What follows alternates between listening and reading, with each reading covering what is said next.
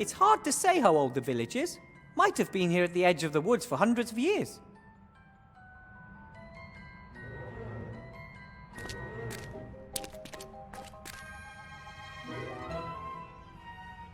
This is the only building in the village with a light on. Seems to be some kind of general store.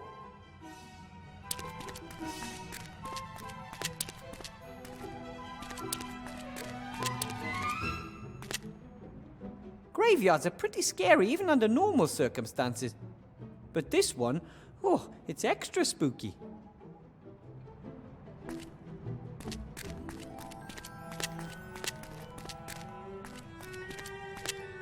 Hello? Anyone home? Go away! You're not having my head! I don't want your head, I just want a bit of information. Begone, headless horseman! You won't fool me! My name is Wilbur Weathervane. I'm a gnome, live in Seastone. I just want to ask you a few questions. Oh, yeah, of course. A gnome from Seastone walks into the dark woods on his own and just wants to ask a few questions. Oh, yeah.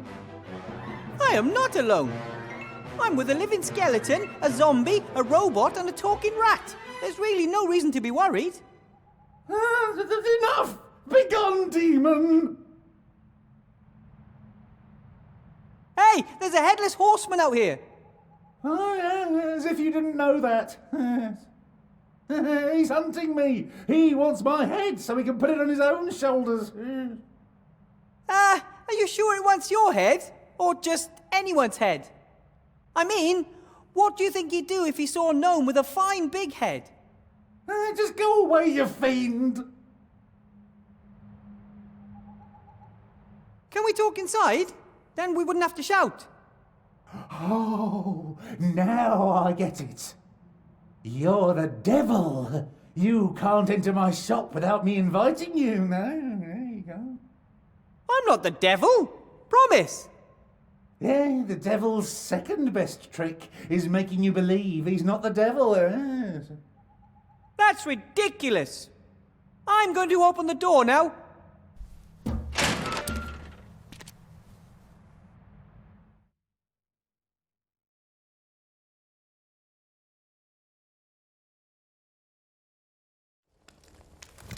Hello? Die, monster! Hey, you could have hit me. Don't move! Aren't you supposed to say, don't move first and then shoot? Oh. No psychokinetic energy. You're not magic. Thank you for reminding me. Who are you? What do you want here? As I said, my name is Weathervane, Wilbur Weathervane. I'm searching for information about a certain Van Buren. He must have lived there quite a while ago. The sorcerer! Evil character. Oh, you shouldn't get involved with people like that. He's not still alive, is he? No, he's been dead for more than 30 years. I remember how the grown-ups marched up to the castle with pitchforks and torches. Really traditional-like. Well, in retrospect, if they hadn't killed him, we might not have been cursed. The castle up on the mountain over there. That's where the sorcerer lived. Yeah, that's where he lived. And that's where he died. Then that's where I have to go. Good luck. You'll never find the way through the mountains. Fancy showing me? You mean leave my shop? While the headless horseman is out there waiting for me? Oh, never. I'm the very last one who still lives in this village. Oh, some fled, but most...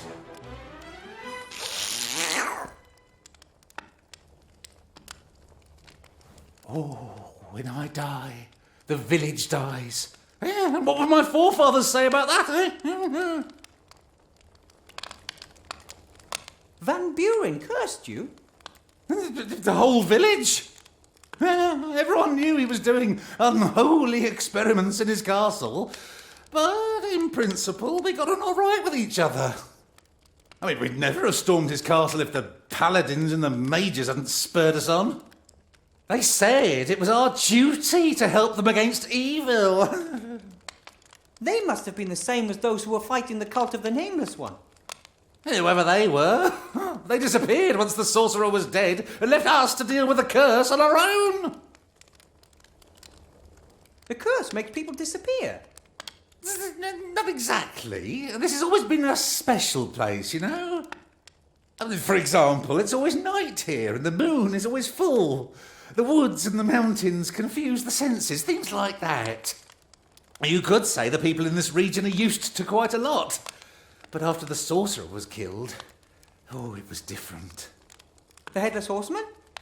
Oh, not just him. Others too. Repulsive creatures. They come from the woods and hunt us. One after the other was snatched and dragged into the woods. I'm the only one left. It's always night here in the village. That's just crazy. And why is that crazy? In other places, it's always summer. Summer up north, there's an island where it always rains. Here, it's always night. Oh, some people come to the region especially, just like how others move to warmer climes. I mean, for example, a gentleman moved into the castle some years ago. A count, in fact. He doesn't seem to have a problem with it always being night and a full moon. Excuse me, your name is? Whale. Tim Whale. And you own the shop? Oh, yes, sir, yes. And I'm the mayor of this beautiful village. And the priest, the fireman, the landlord, the coachman and the smith. I also teach netball. Ooh, sounds like you're a busy man. It has its perks. We usually reach a swift consensus in council meetings. Hey, maybe you'd like to move to Somberville. I can offer you the post of bailiff. I'm not staying here for any longer than necessary. Oh, it's the nameless terror lurking in the woods, right? I can't blame you. No. Thanks for your help. We'll be leaving for the castle early tomorrow. There is, of course, a problem. What? Knowing when tomorrow is? No. I'm talking more about the hidden ravines, razor-sharp rocks, wobbly cliff ledges and secret paths. Easy. You can't reach the castle if you don't know the way. Ah, I know how this works. I have to reach the castle on a matter of utmost urgency, and you're the only one that can help. And you just happen to have a problem with the Headless Horseman. But you know what? Not this time. Because if I let myself be distracted from my actual task, something bad will happen to one of my friends. I have a clear goal, and I grew up in the mountains. I'll find the way without any help. Good day. Good night.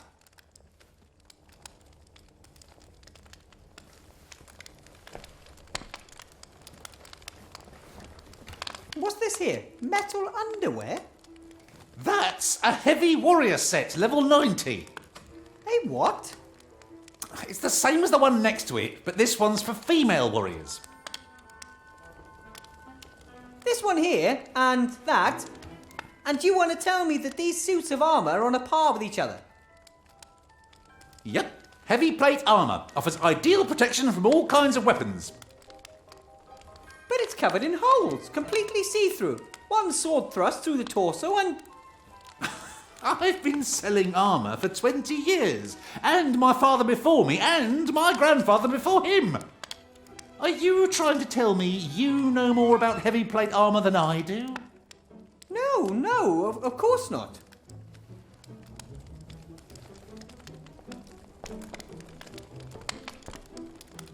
That must be from something like a wild boar sheep cow.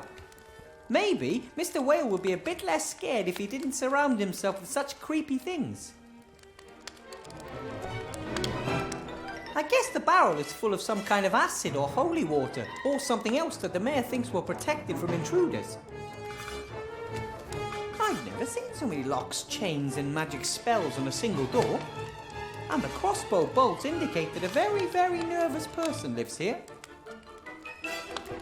I'm sure that Mr. Mayor won't object to me borrowing one of these bolts. Yet let's face it, he does seem to be firing them all over the place. A crossbow is a devastatingly effective weapon. At least it is, if you manage to hit something. Hey, I just sell the weapons. I don't know how to use them. I don't think the shop is doing well. Sure, a motley selection of armour, weaponry, food and magic posters always tends to work. But if the shop is stuck out in the middle of nowhere and no one is sending heroes to the area, then who's going to buy all this stuff?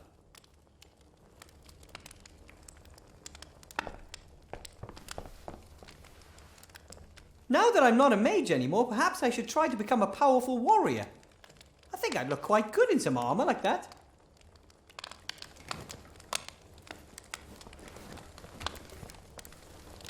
That is really the most ridiculous thing I've ever heard. The armour covers so little, let's be honest, just the bare necessities. Doesn't look comfortable, and a warrioress would freeze if she ever wore it to the Northlands. The fire gives out warmth and light. The people here in the dark woods must pay a fortune for wood. That over there, that's a magic circle on the ground, isn't it? Do you know anything about dispelling ghosts? A bit. Doesn't the ghost have to be in the magic circle, rather than the person who is trying to cast the spell on the ghost? If you can trap ghosts in a thing like this, then surely you can lock them out too. The circle is my last line of defence in case the salt in front of the windows and doors doesn't stand firm. The beings from the woods, are they ghosts then? Oh, well, there are all kinds of things living there. Why not ghosts too? Better safe than sorry.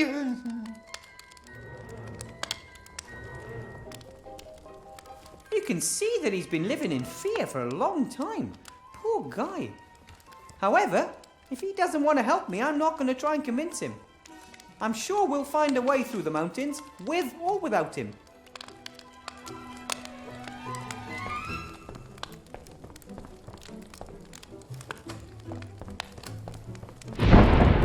Whoa! Does the weather always change so fast here? The Headless Horseman! He's coming! That's what you thought when I stood outside the door. Look here! Psychokinetic energy is almost off the scale! I'm a qualified mage, but what exactly is that? Skipped a few classes, did you? The PKE shows whether ghosts, demons, evil powers are nearby. It is the Headless Horseman, I guarantee it. Then I must go to my friends immediately. Stop! Did you hear what I said? There's a Headless Horseman out there. And my friends. Stop! Don't move, or I'll shoot.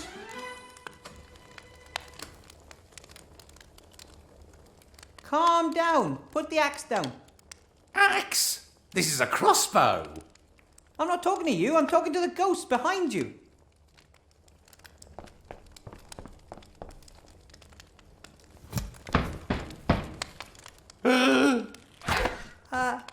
Hello? It's him.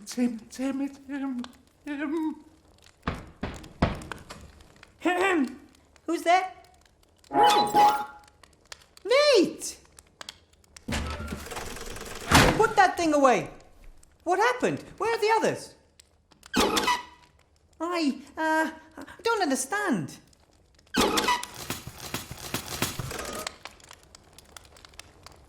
There was a knight with a sword. Okay, there was a knight and anything else?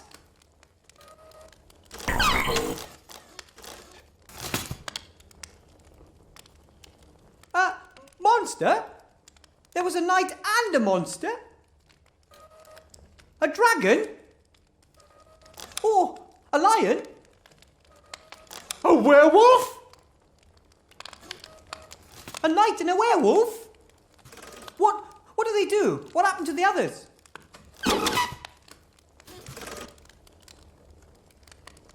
Oh, I get it. Gulliver has lost his head.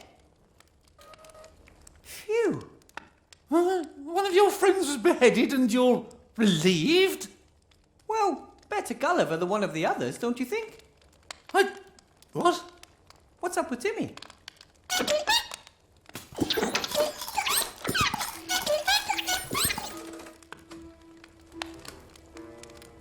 Esther, your mother, she panicked and ran away? Where to? Did she have Timmy with her? Towards the woods? Esther ran into the woods. What? Then she's lost? No, she's not. Come on, Nate, we're going to go see Gulliver. Then we'll find Timmy and your mother. You can't go out there! We'll let you know if we meet any headless horsemen. Ah! Don't move! Did someone call for a bounty hunter? And just as our little friend was about to go out there, you came in. All right.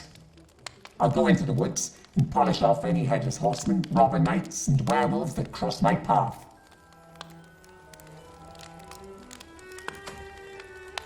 How are you going to do that? What's your plan? Seek and destroy. I only see two problems there then. First, the seeking, and second, the destroying. He's right. The woods confuse the senses. They are devious and evil. The source of the evil is in the heart of the wood. There's a clearing there with an old tree in the middle. Under the tree is a cave. That's where they live. All of those who have brought so much suffering to our village. Not for much longer. I should come with you. Our chances of success are better with two of us out there. The last time I worked in a team, I got a wooden plank to the head. Then you had the wrong partners. I had great partners. Ivo, Captain... I work alone. Have the gold ready. It won't take long.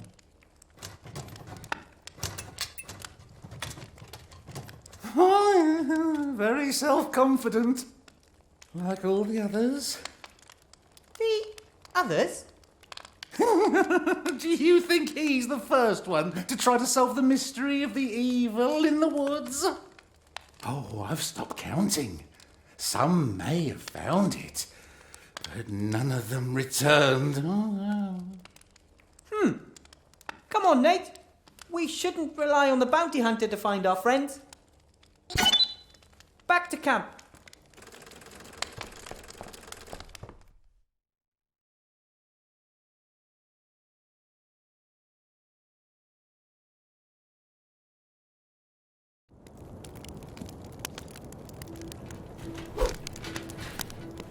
Be careful. Take it easy, buddy. I'm here. Be good and sit down by the fire. By the fire, not in the fire. What happened? Nate said something about a knight and a werewolf. It was terrible. I'd nodded off and suddenly I heard my cream bun scream. I jumped up, ready to protect her. Then there was a flash of lightning which illuminated the gleaming figure of a knight, a paladin to be precise. And then? My honey blossom was out of her mind with fear. She ran into the woods, away from the paladin. I was going to run after her, but when the lightning struck again, there was a werewolf standing there. Nate screamed, Esther screamed. I tripped and lost my head. I called to Nate to run and get help from the village. The werewolf came towards me and I was certain I was done for. My body tried to defend me, but he had orientation problems. But then the lightning struck again, very close by. The wolf was startled and ran after the others into the woods.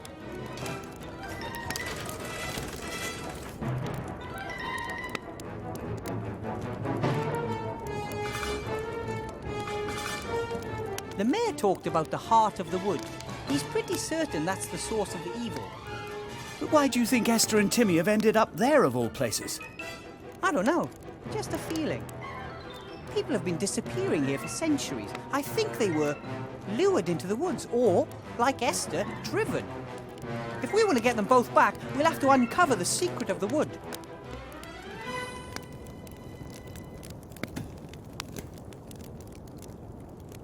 Right, I'm going to go and look for the two of them. You hold the fort here. I'm not staying here. I'm going to help. That's exactly what you are doing by letting Nate repair you and being my advisor.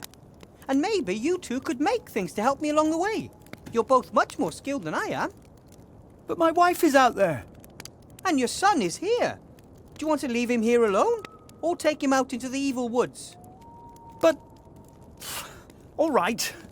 Bring back my cherry blossom and just say the word and I'll be at your side. I know. I'd better start by searching for clues and information. I need to know what I'm dealing with.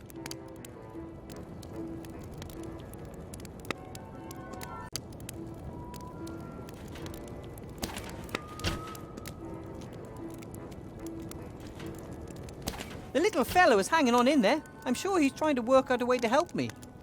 If you could look into that head of his, I'm sure you'd see little cogs whirring around like crazy. It's easy to see that Gulliver would like nothing better than to run into the woods after Esther. The only thing stopping him is that he can't leave Nate by himself.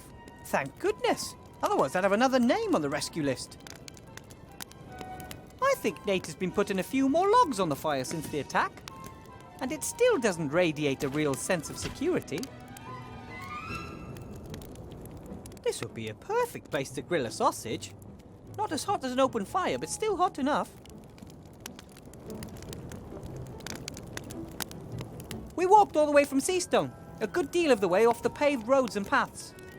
We feared that Councillor Van Buren might be watching them. It was an arduous journey, but we were well supplied. Food, water, warm blankets. Esther organised everything.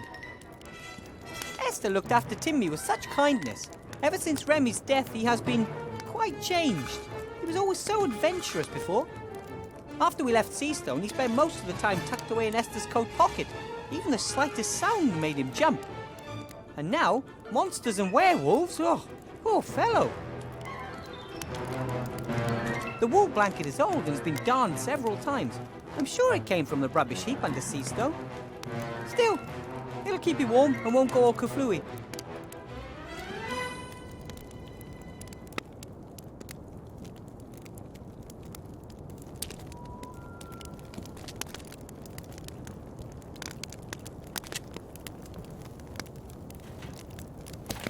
We found everything just the way it is. A few stones laid out in a circle on a sandy area, no trees close by. A perfectly built campfire pit. Then again, what does it say about a village when travellers would rather stay outside the village than rent a room there?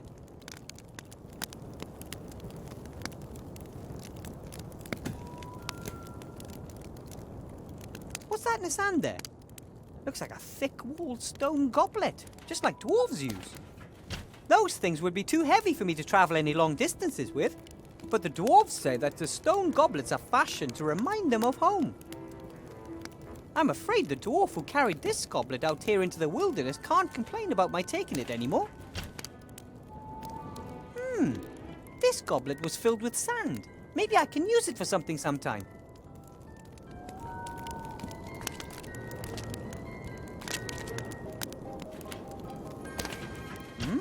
A bit of fur. Could belong to the werewolf. He ran towards the woods and got a bit too close to these thorns. Footprints. I'm no expert, but I'd say that these are Esther's footprints. They lead towards the woods, which would tally with what Gulliver said. Traces of both the werewolf and of Esther, but none of the paladin.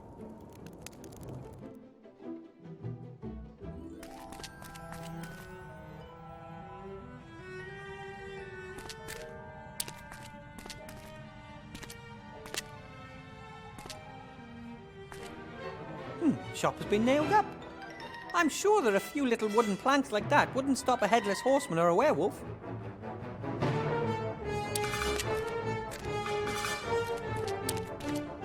It seems the mayor isn't just the mayor. Fireman, priest, coachman and blacksmith. Looks like he's also forced into being his own washerwoman.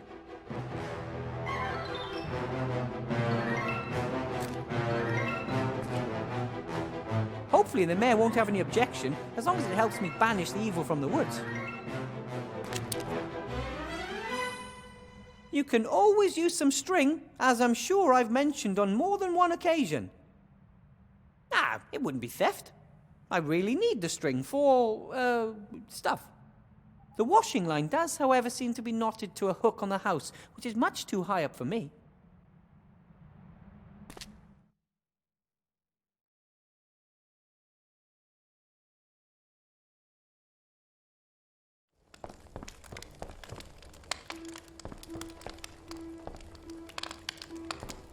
I wonder why he just doesn't move away. What's keeping him here? I mean, even if the headless horseman doesn't get him, sooner or later he's going to die, and then the village is doomed, one way or another.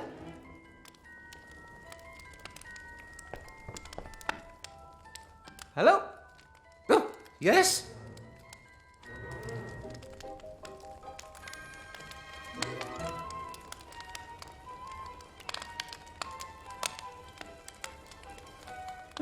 Looks like I'm going to be helping you after all. How do you mean? The curse, the woods, it looks like we have a common enemy. Right, right. I'll give it a go. I mean, I have more confidence in the bounty hunter, but I've reached the point where I'll grasp at any old straw. I will. Thanks. How motivating.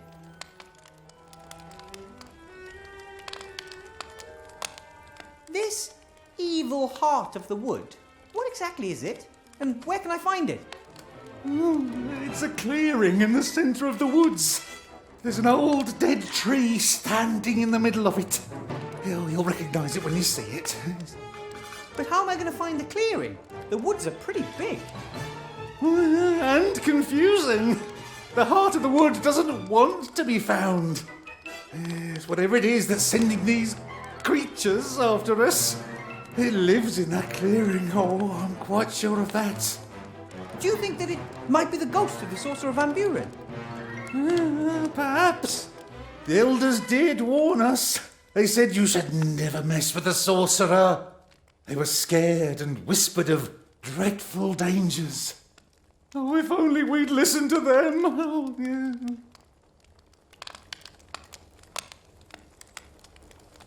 Couldn't your device help me find the heart of the wood? Doesn't it detect ghosts and stuff? Ah, I see. You're saying that nothing around here radiates more psychokinetic energy than the heart of the wood. You might be right. You should get yourself a PKE.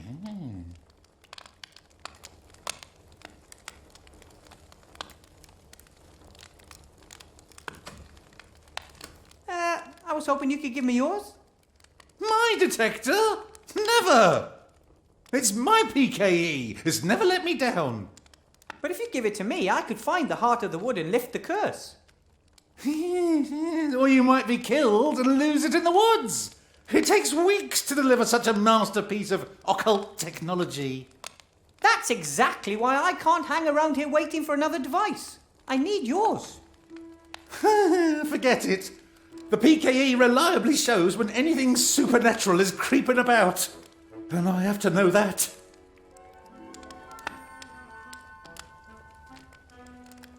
My friends up there by the campfire, could I maybe bring them here? It could be safer for them.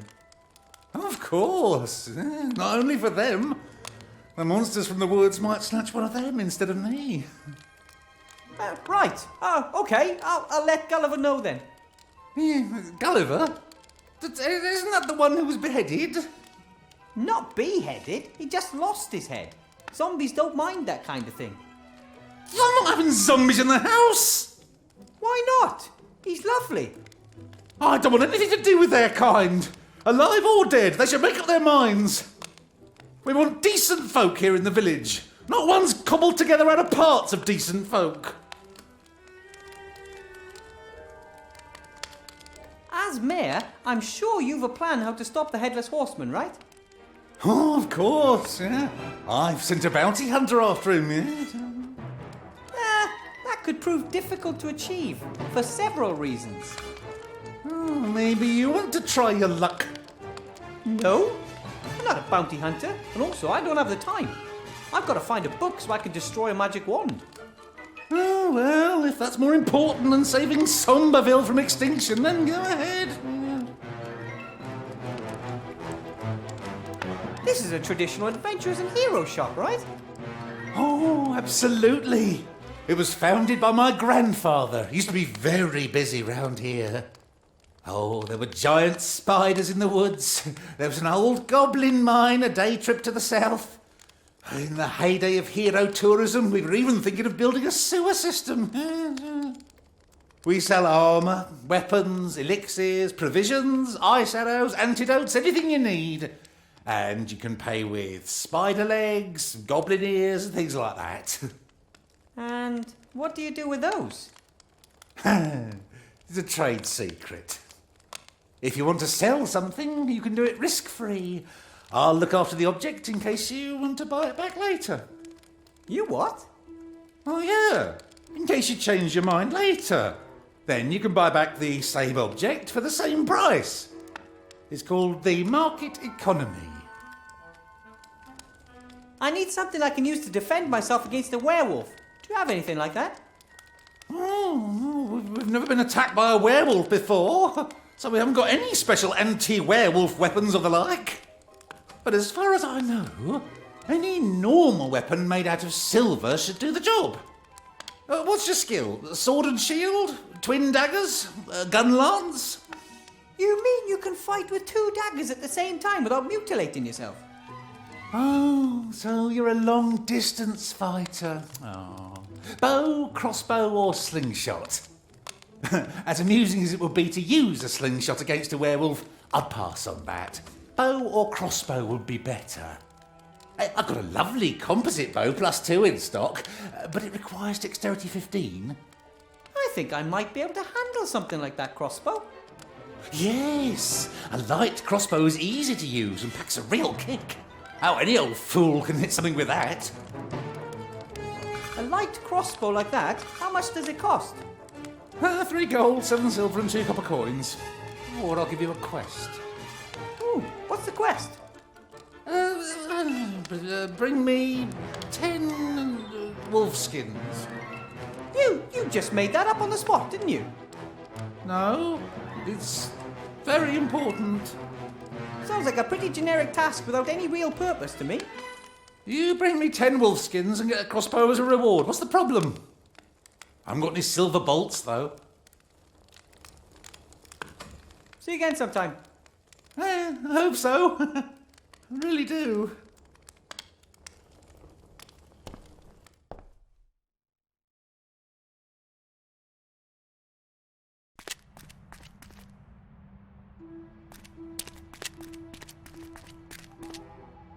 Ah, the moment I saw the spooky woods, I just knew I'd end up going in there sooner or later. No matter how afraid I am, I'm sure Timmy and Esther will be even more afraid. Whew.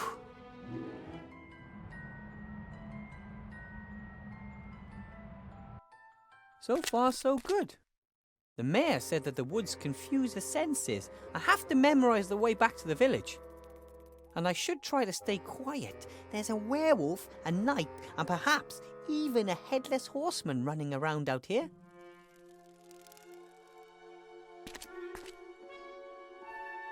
An axe! The wooden handle is all weathered and the iron head covered with a fine coat of rust. Must have been wedged in this tree a long time. Months, perhaps even years.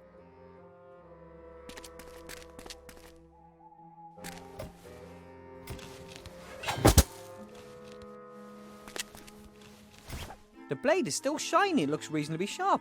The tree has kept it from rusting.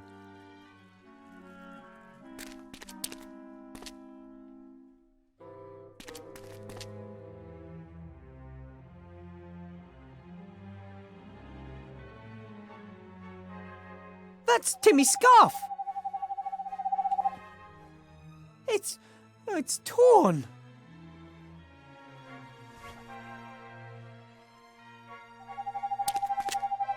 For a long time, people believed that eyes shining in the darkness belonged to dangerous animals that watch you. Turns out they're just glowing eyes without any body, hovering harmlessly in the air. Nothing to worry about.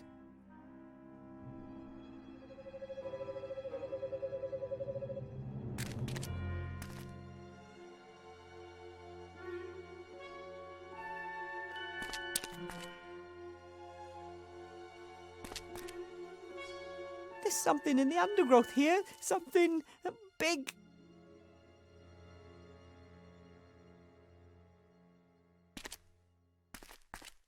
Right then. I'll get ready for battle and...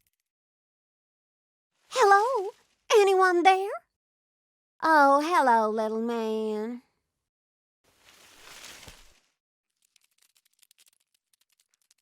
May I ask what you're doing here?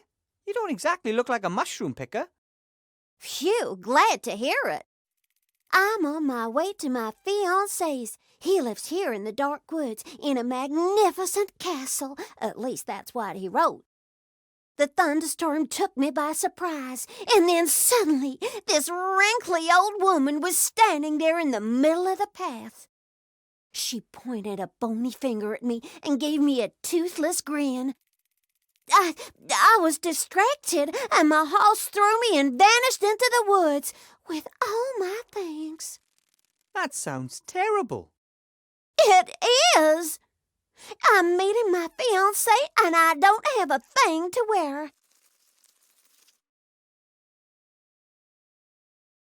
Do you know the way to the castle? Could you maybe take me with you? I don't know the way.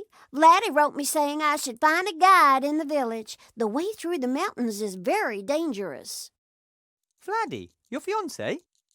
The Count. So, what's he like? Oh, he's a darling, very rich and very old. I can't wait to meet him in person. So, you're engaged to him, but you've never met him? Why hesitate and risk someone else snapping him away from me? It's too dangerous here in the woods. Come on, I'll take you to the village. Uh-huh. Which way? This way. Or, wait a minute. No. This way. Or, bloody hell, just follow me.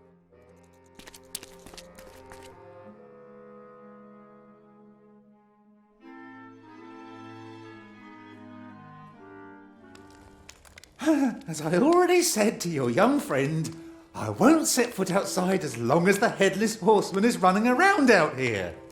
Then just send word to the castle asking Vladdy to pick me up from here. Oh, I wouldn't know how.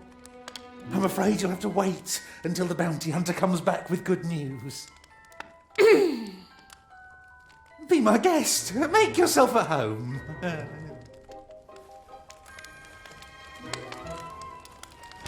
Oh, thank you for bringing her here.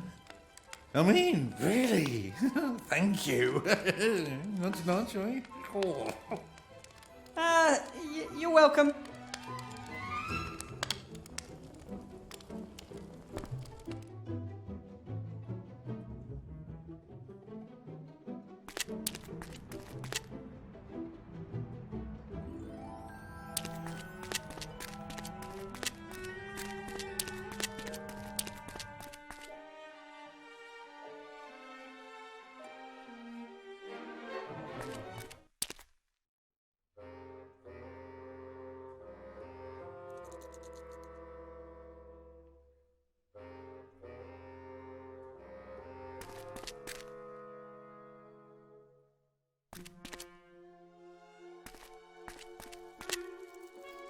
That's... oh no.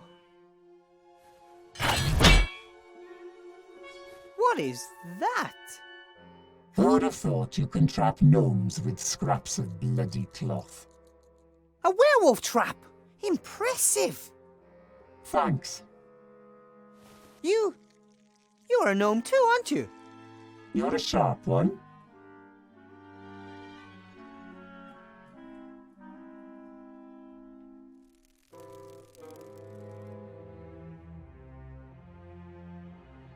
I found my friend's scarf. Not too many other traces, though.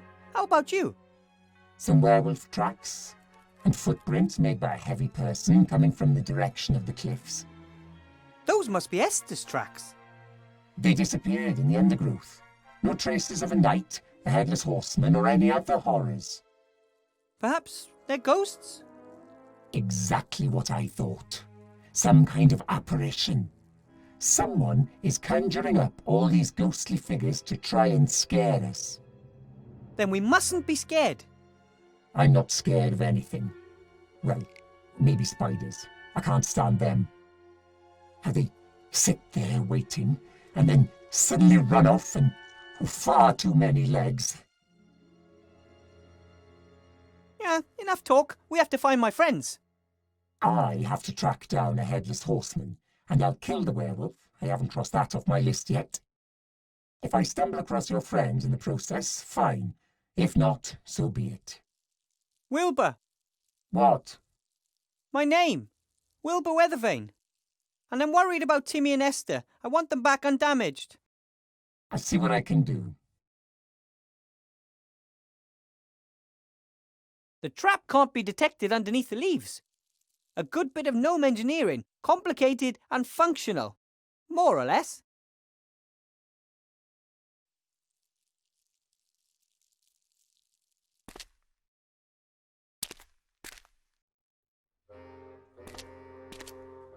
You can find these stoneheads all over Avantasia. They're ancient and no one knows who made them.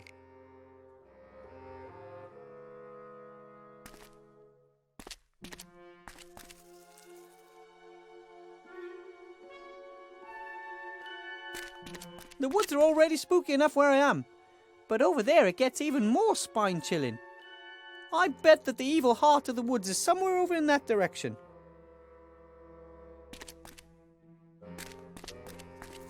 If the monsters caught Timmy and Esther, then that's probably where they would have been taken. Whew. Get on with it, Wilbur.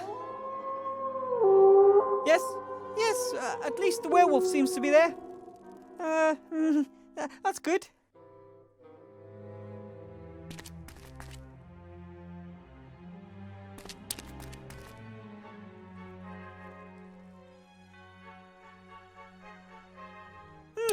So the woods weren't just a source of wood for the villagers, they also dug clay there.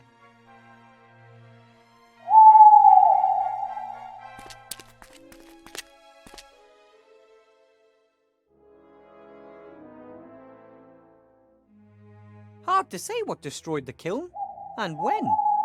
Could have been time, wind and rain, but it could just as easily have been animals or other things.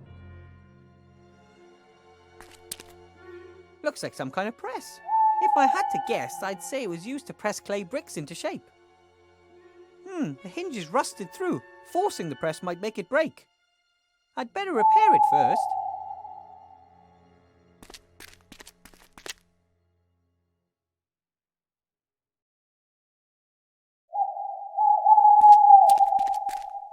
I wonder if the villagers dug too deep and woke up some kind of ancient evil.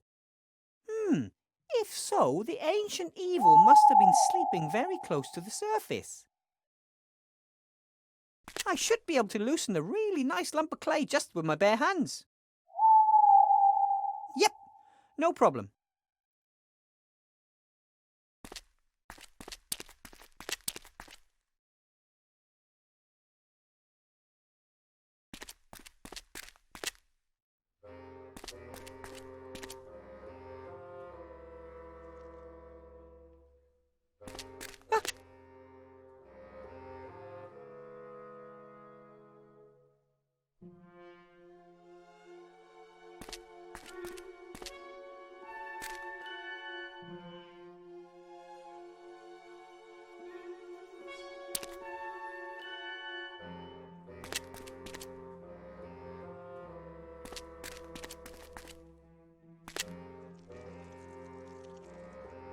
I don't know.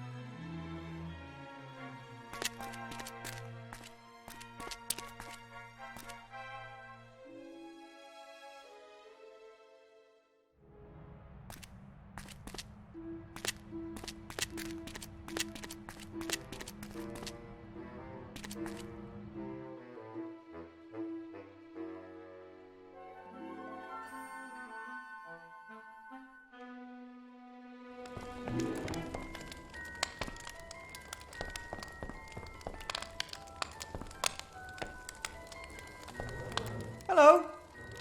Well, looky here if it isn't my knight in shining armor and accomplished guide. It didn't take us that long to get out of the woods. You should try it in high heels.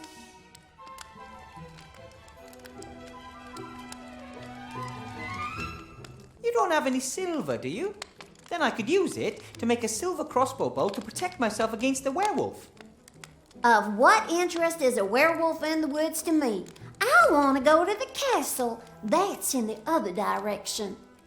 Yes, but once the werewolf is out of the way, I can take care of the headless horseman. And once he's out of the way, the mayor will take us to the castle. That's a bit complicated. I'd rather stage a clothing malfunction and convince the idiot to do anything for me that way. But that's risky. I wrote Laddie that I was a virtuous virgin. Do you have any silver or not? Of course I do. I have my silver jewelry. But I'm not wasting it on your shenanigans. I think there might be a way to let the Count know that you're here. Oh, really? All I need is a little silver. For what? I'm going to send him light signals. Morse code, you know? If I had a really, really good mirror, then the moonlight would be enough for that. And as everyone knows, nothing reflects moonlight better than silver. Of course. You're always hearing people say the silver moon and stuff like that. That's right. I would melt the silver and vapor deposit it onto a piece of glass. Smart boy. So how much silver do you need? About the same amount as a silver crossbow bolt. Well, if everything goes to plan, then I'll soon have coffers full of the stuff. Let me know when you're ready. It's important. That wolf skin you have there, could you give it to me? What? Get your own. But I need it. No, actually, I need 10. But what about me? I'm supposed to freeze just 'cause you need a fur? If you're cold, I'd be happy to give you this nice warm wool blanket. Thank you, but this fur is just fine. Yes, but...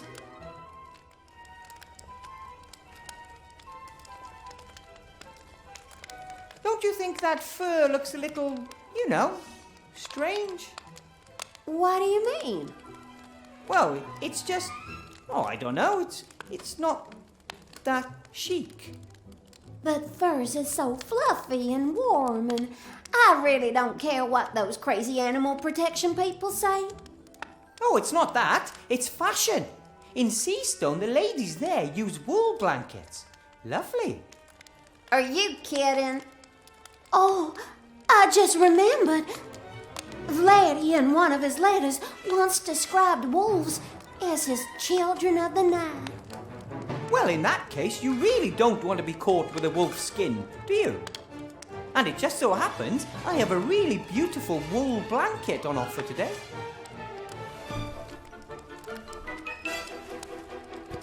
Much better.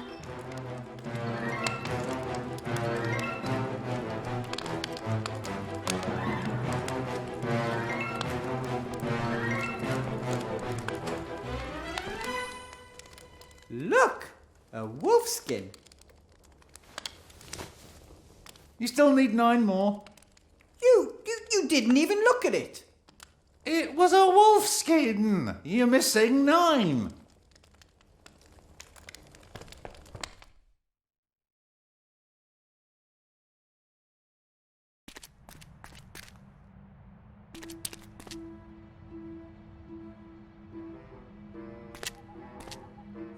This might prove useful.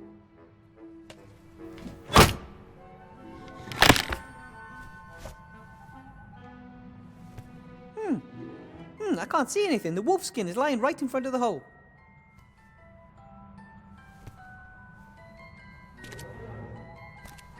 Got it.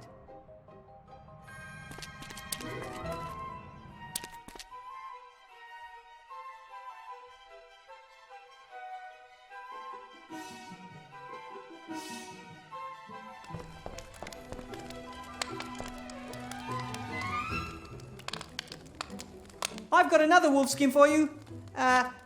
Different one. Oh, fantastic! You just need 8 more. But of course.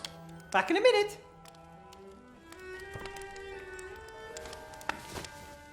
That makes 10. So, did you gain experience while completing the quest? Yeah, no one likes a generic collect quest. It kills time. Isn't that the point? Not really. Here's your crossbow. Ah, very nice. Now I finally got everything I need to go deeper into the woods. Wish me luck. Oh, I do. And you'll need it.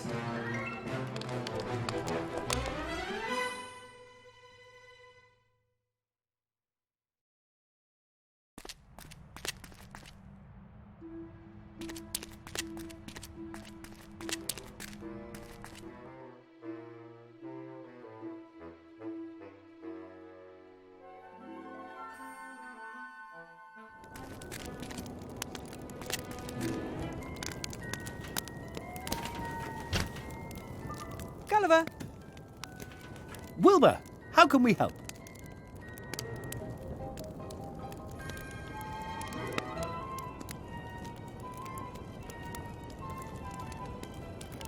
Could you maybe repair this press, Gulliver? Nate, that's a job for you, isn't it? The boy has long overtaken his old man when it comes to repairs. What? That's it? Wow, you're quick.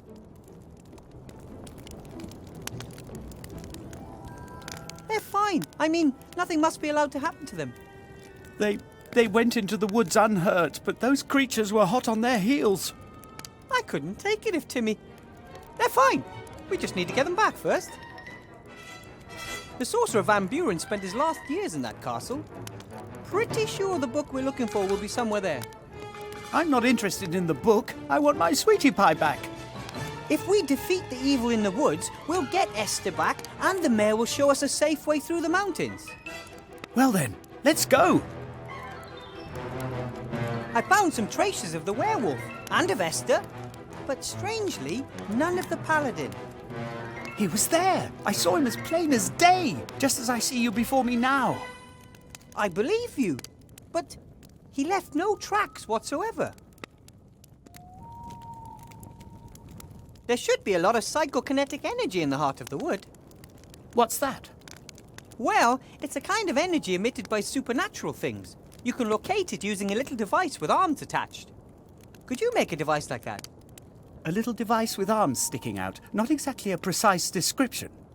Can you get me the blueprints? Then Nate and I can try our luck. No, I don't think so. If we can't build a PKE detector ourselves, then we're going to have to get hold of the mayor's somehow. But he doesn't want to give his up because it reliably detects supernatural beings. What do you suggest? I'm working on it. I think you might be safer in the village than here. I asked the mayor if you could wait there.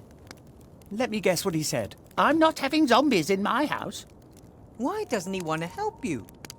People don't know us, and they're afraid of what they don't know. Perhaps I should talk to him again.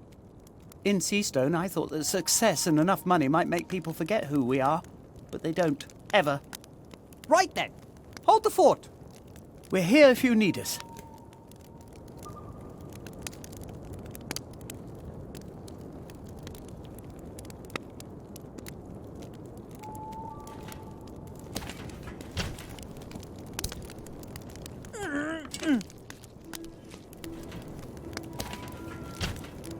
A perfect clay brick.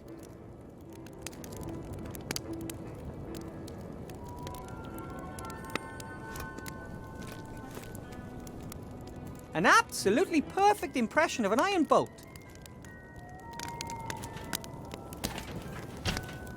I'd better not put the impression into my pocket. It could get distorted.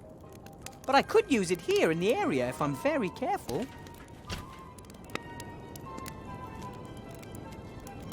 I don't think that the open fire would be suitable for firing clay. It's too hot. Yeah, the water in the clay would evaporate too quickly and deform it.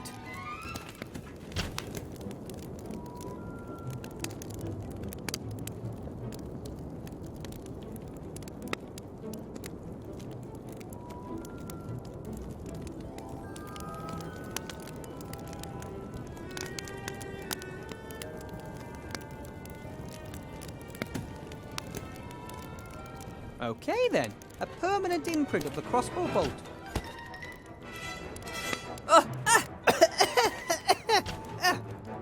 That's the water from the clay. The block was pretty damp.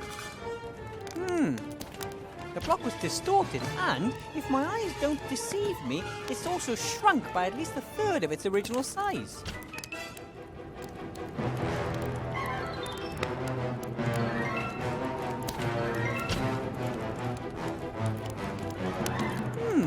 I wonder if I could press the sand into some kind of brick.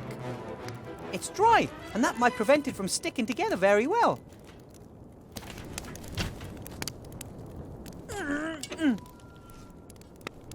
It worked! The sand has formed a pretty solid block.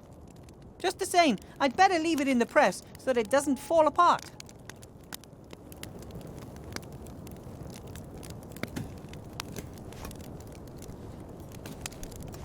A very good mold of the boat. I can't see any difference from the original.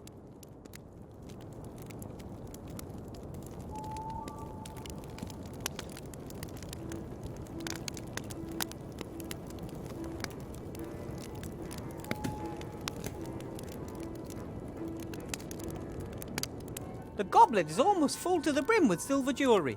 Didn't look much to begin with.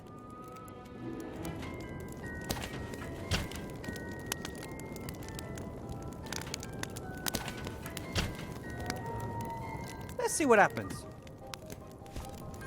Ah! Hot! In fact, it's hot enough to melt the silver in the goblet.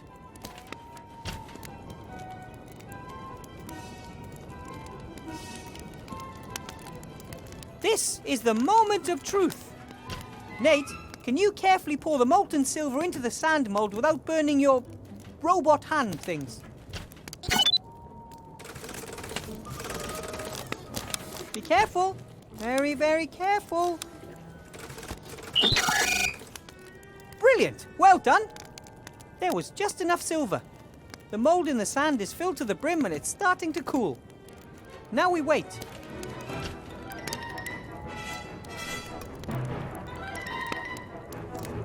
Perfect! It looks exactly like the iron bolt, only this one will be able to inflict some damage on a werewolf as well. Now I finally got everything I need to go deeper into the woods. Wish me luck!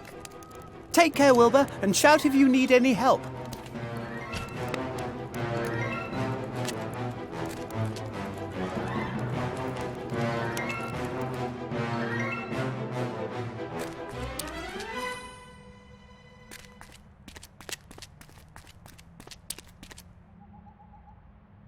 The bedsheet could make the great beginnings of a ghost costume.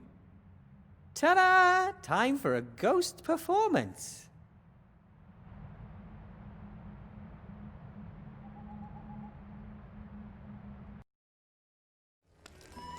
Whoa! Whoa! Whoa! Oh! Ooh. What are you doing? I am the ghost of the wood. Haven't we got enough real spooks around here? Do you have to dress up like one too?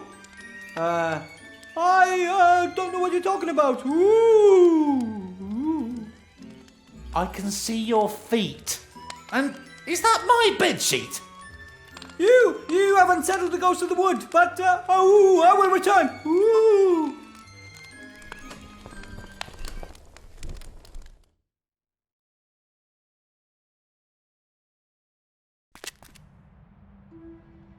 I don't know how, but he recognized me.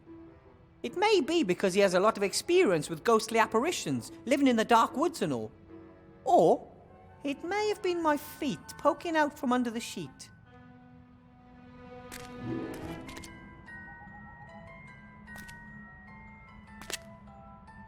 If you can't undo a knot, then you can at least cut it.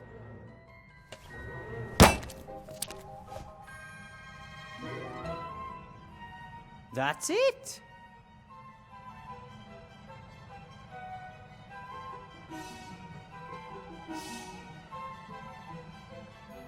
The only thing more useful than a bit of string and a long stick is a long stick with a bit of string attached. Fishing rods offer the best of both worlds, and one can do practically anything with them. Like, well, fishing, for example. I have a crossbow and a silver bolt. Now, let's hope it works against the werewolf.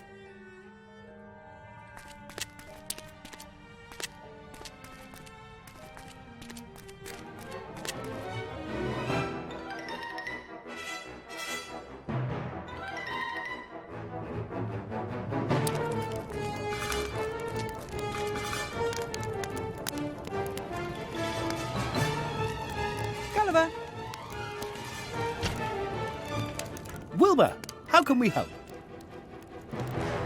I dressed up as a ghost, but even though I was totally convincing, that stupid mare recognized me right away. It was mainly my feet that gave me away. Then let's use my head to play the ghost. Turn me into a ghost.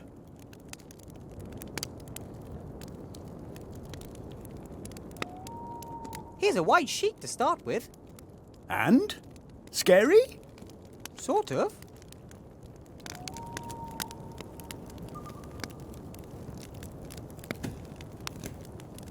I've come up with an idea on how we can get you to fly.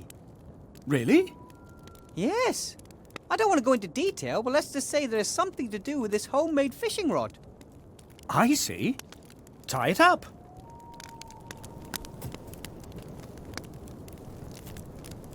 Done.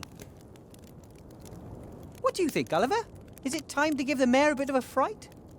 We can at least give it a go.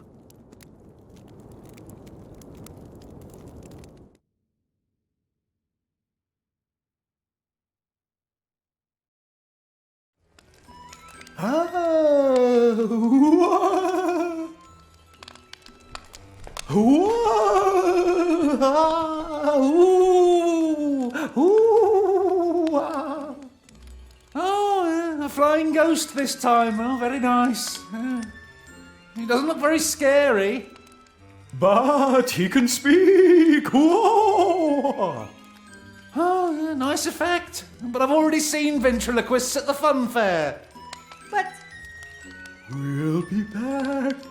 Oh! Let's get out of here.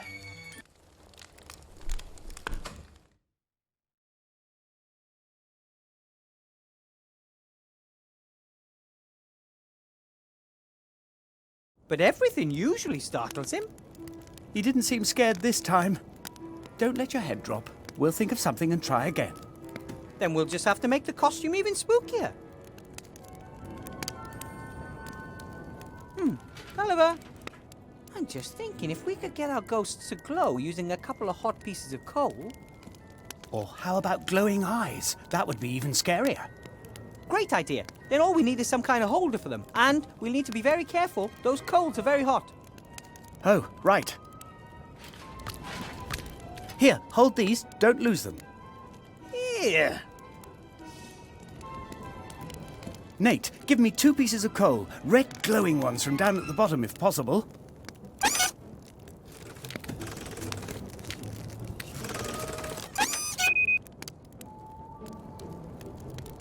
And? How do I look? That is really spooky. And also just a touch revolting. That's how it should be. Gulliver, Yes? this time we'll do it.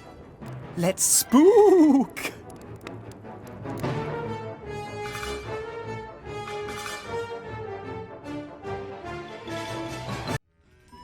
Oh, whoa! Ooh, whoa! Wow. Oh, that looks really scary. Well done. Aha! Then you should use your PKE and see what it says. I don't need it. I know there's nothing supernatural at work here. How do you know that? Well, for one, I can see the string you're using to hold up the ball or whatever it is. And I can see you. I'm even speaking to you. Ah, okay. I'll give you that one. Wilbur? But the eyes look great. And the voice is good too. How do you manage to make it sound as if it came from the ghost? Why do I smell burning? That voice isn't coming from me. It's coming from...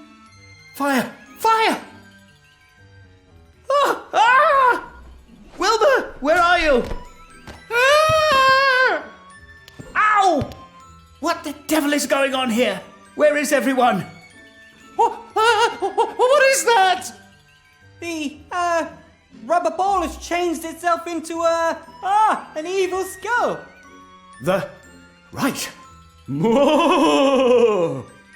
I'm an evil, terrible, demonic skull. Fear me. But I'm not getting any sign of supernatural activity. Oh, that's because us evil demons have learned how to haunt without being recognized. That's not possible. But there's more. Get the man with the PKE, the Heart of the Wood said. No. We shall return. That was unexpected. We're doomed. No, I'll find the heart of the wood and put an end to this. Have no fear. See? See you later.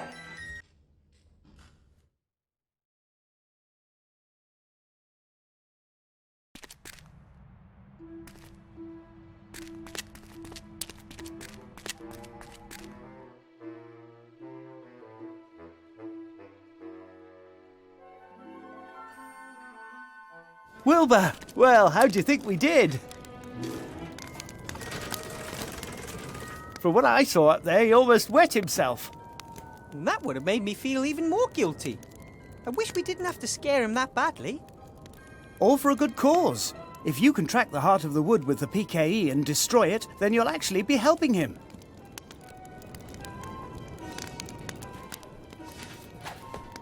If I use it in the woods, it'll show me the way to the heart of the woods. Try it out, and good luck. Here are your eyes.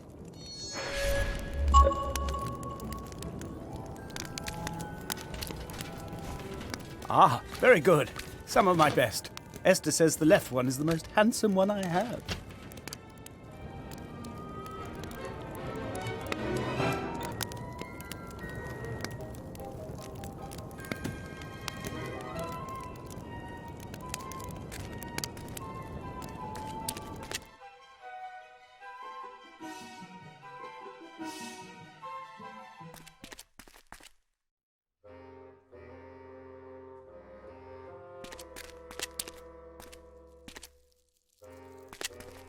Whew.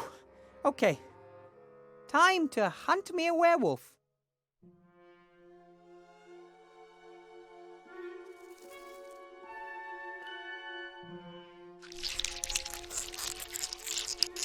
No! Begone, you beast!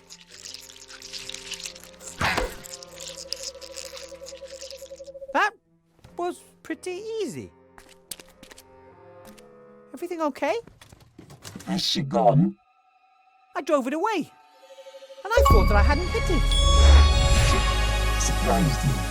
I hate spiders. Everything's fine. The danger's past. At least as long as the werewolf doesn't...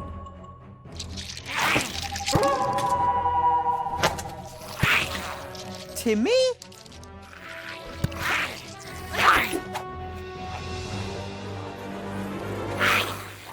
Don't! Are you crazy? I would have got him. That was my friend Timmy. He isn't a werewolf, he's a were-rat. Did you know about it? He was often ill. Always became very reclusive when that happened.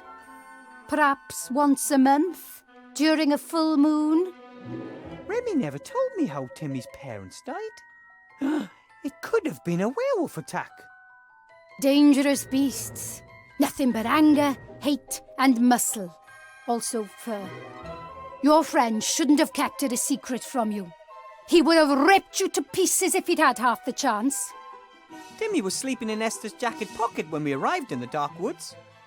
He didn't know it was always night with a full moon here. And out there in the real world, it was another 2 weeks before the full moon. Perhaps it's not his fault, but he's dangerous. If he attacks me, I'll defend myself. I'll find a way to break the werewolf's curse. Maybe there's a library with magic books up at the castle. The sorcerer might have been interested in werewolves. Or maybe the Count knows something. He seems very fond of wolves. Good luck with that.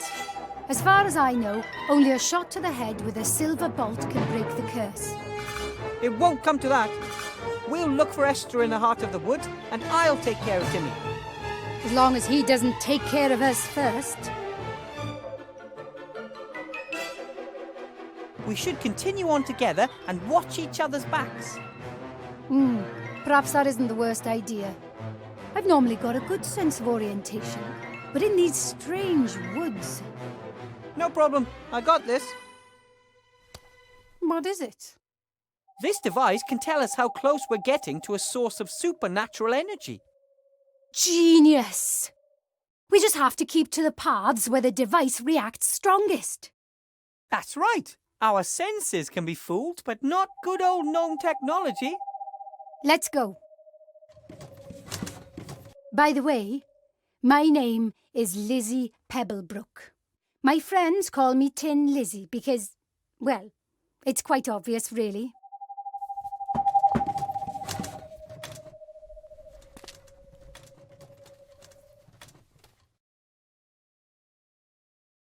I think this thing is just leading us round in circles. I don't believe it. Look! The heart of the woods. Are you sure?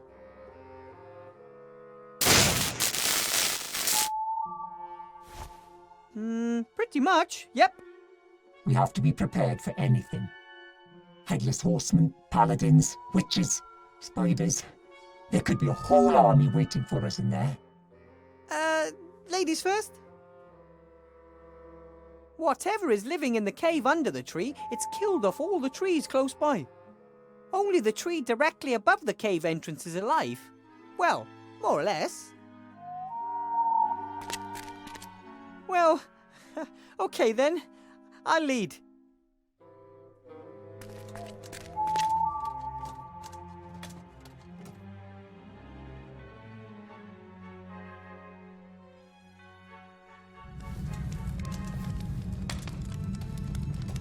Esther! Well, well, well, who have we here? This isn't possible. The Archmage is dead. Who are you? Yes, I'm dead, thanks to you. If you weren't so incompetent and stupid, I'd still be alive. Enough! You're not the Archmage. Wilbur, how can you say such a thing? I was your friend, and you didn't prevent my death. Who are you really?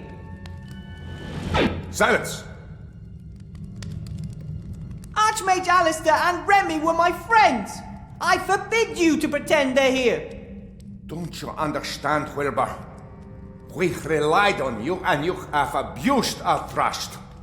You disappointed us and you will disappoint Gulliver, Timmy and the others too. You're just a stupid little boy who makes everything worse. Rubbish. Don't listen to him, Wilbur. A spider? Yes! I will suck you dry. Stop! I know who you are. And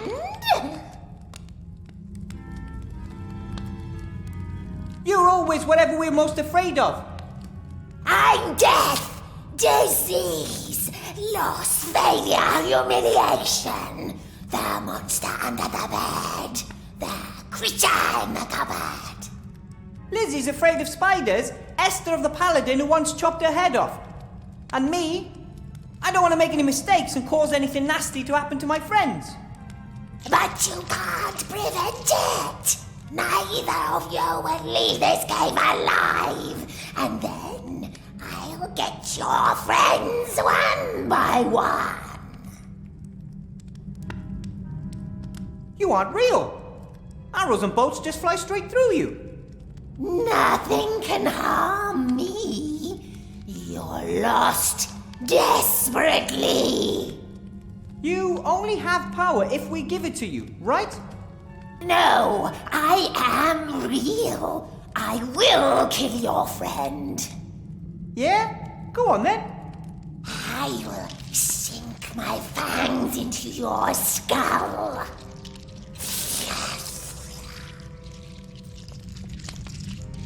No, you won't! The spider isn't real, Lizzie! I am. Fear is real.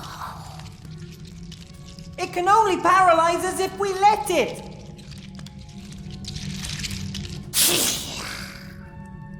Why are you backing off? Are you gonna bite her or what? Yes. Why should I be scared of you if you can't do anything to me? But what if I can? You can't be sure. I'll take the risk. You can't destroy me. I'm always here. But we can control you.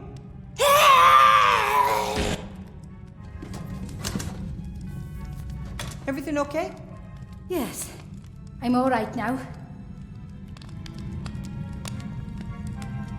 A picture of a clown. Funny. Even though I spent quite a bit of time in Seastone, I don't know much about fish. I'm a child of the mountains. I'm pretty sure that this must be a dolphin, though, as it wants to play with a swimmer.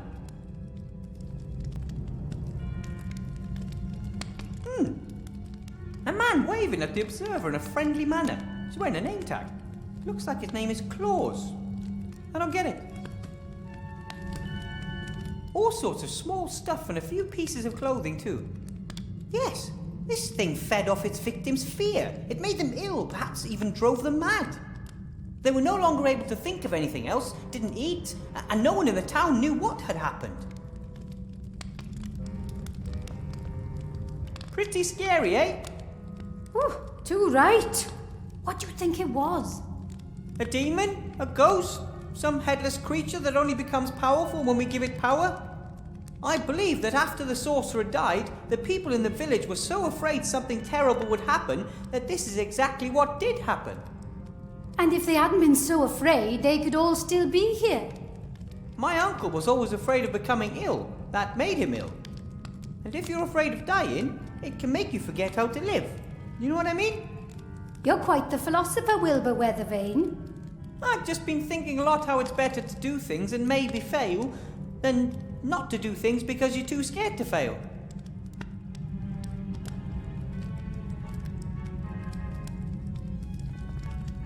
Esther hasn't made a sound yet. I hope she's all right. And I hope she can walk. It'll be a long walk back if I have to carry her. Esther, how are you doing? He's going to cut my head off, and then I won't be able to look after Gulliver and Nate anymore. Gulliver and Nate are fine. They're both waiting for you at the campfire. Yes, for now, but the paladin wants to chop my head off, and who'll take care of them if that happens? There is no paladin anymore, and there never was one in the first place. It was a kind of apparition sent to scare you. No, I definitely saw him. He is out to get my family.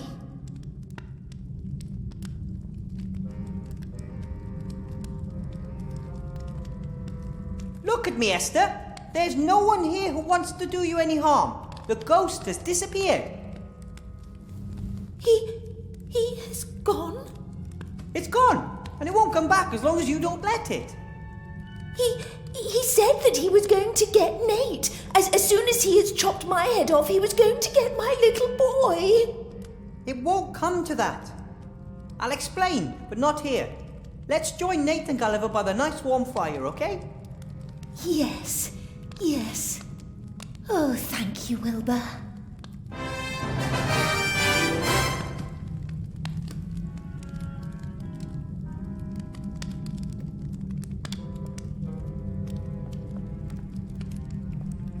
I know 2 people who are longing to see you, Esther. And I know someone who owes us a sack of gold. Come on, let's go.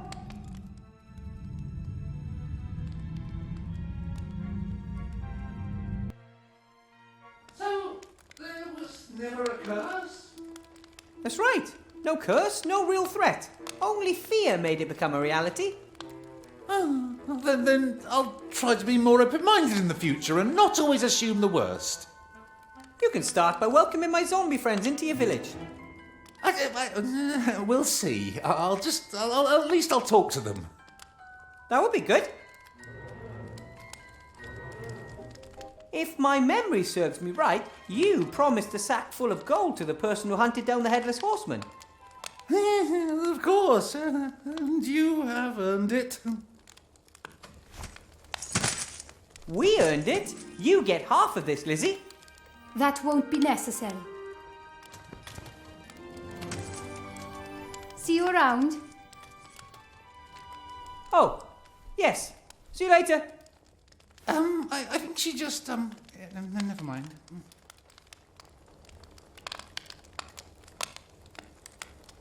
Now you know how to defend yourself against the curse. So could you please show me the way to the old Van Buren castle? Oh, yeah, of course. You and the enchanting young lady. Huh, and about time too. I better draw myself a good map. I'm sure I'll be going back and forth between the castle and the village a few more times. My friends are here and Timmy is still somewhere in the woods. Fine. Let's go.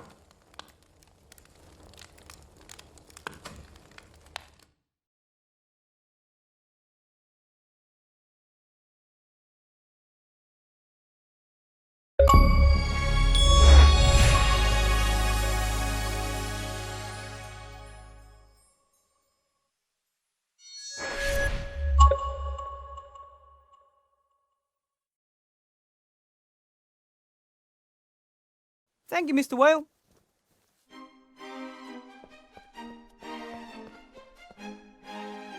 I drew my path on the map very carefully. This way, we can always return to the village if necessary. No need. I'll only leave the castle one more time, with a few crates of gold. What do you mean?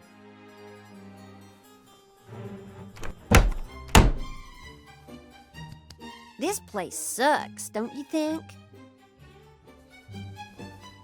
The castle will blossom in your presence, just like me.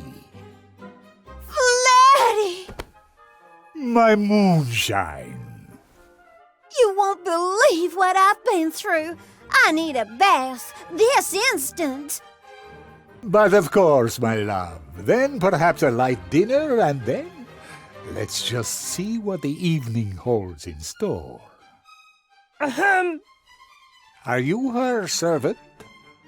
No, You can be my servant. My Igor died years ago. For good this time. Actually, I wanted to... Wipe your shoes, or you'll have to clean everything again. But... There we go again.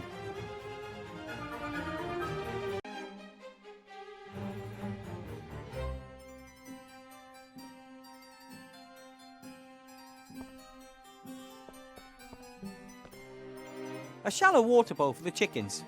Empty. The Count seems to like chickens. That's a good sign. Anyone who likes animals can't be a bad person. They've no use for an empty bowl.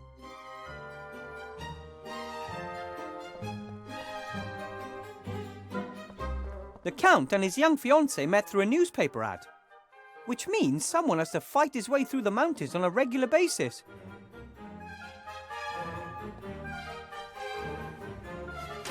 Just a single sealed scroll. To Count Vladimir Orlov, the Dark Woods. Oh, hey, the seal bears the sea stone coat of arms.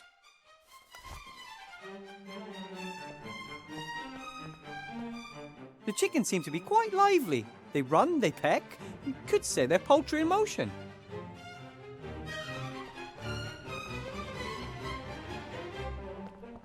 The castle is way too big for one person.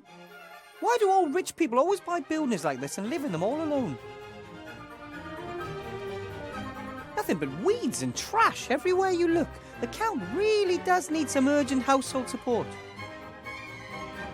Time to make myself useful as the new servant. On the other hand, I'm not the world's best gardener and should probably leave well alone. I'd say that coach hasn't moved a metre since old Van Buren's day. Several spokes are broken. Yes! Ooh, there's a small tree growing out of one of the seats.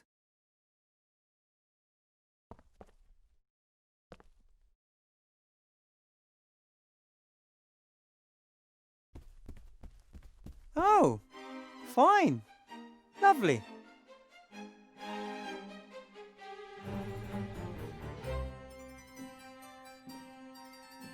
How many candles must have burned here to leave a pile of wax that big? Or are those magic candles that have been burning for decades?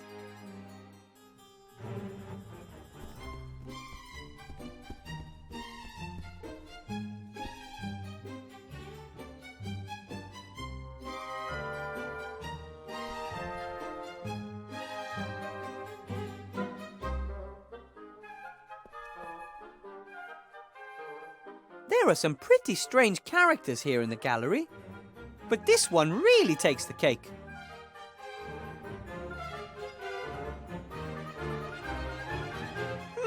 A heavy wooden chest with 7 seals. 2 of them are open.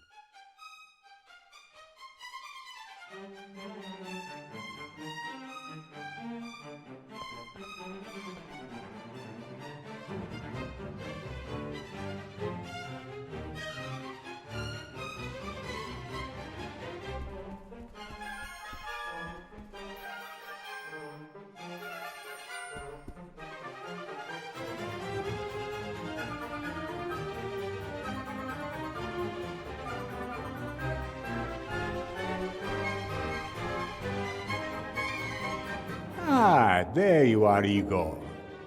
Prepare dinner for my fiancée.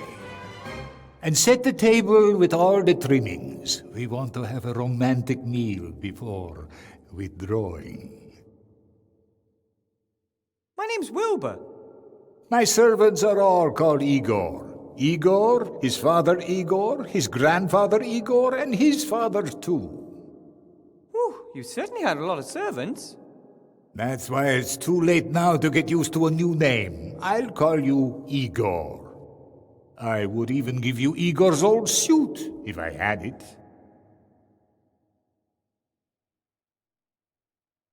Do you know much about werewolves? Not particularly. Us and them, we don't get on. Normal wolves, yes. They're the children of the night, and I like standing on the balcony of an evening, listening to them singing.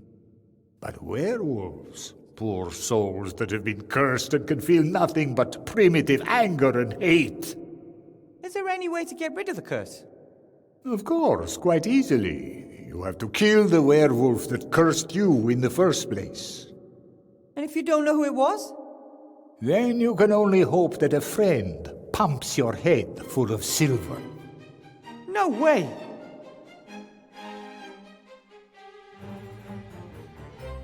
What was it with Igor and his uniform? Your predecessor, Igor, made himself at home in the cellar, Igor. He had a bed, a desk, all his belongings. I think now you're the new Igor. It is all yours. And Igor's uniform? It will be amongst his things. Go and have a look. But be careful. It's dark down there. I could take a candle. I don't think that's a very good idea. They are attracted to light. They? Things that live in the darkness. Igor had due respect for them and never dared go down there with a light. Perhaps the uniform isn't important after all.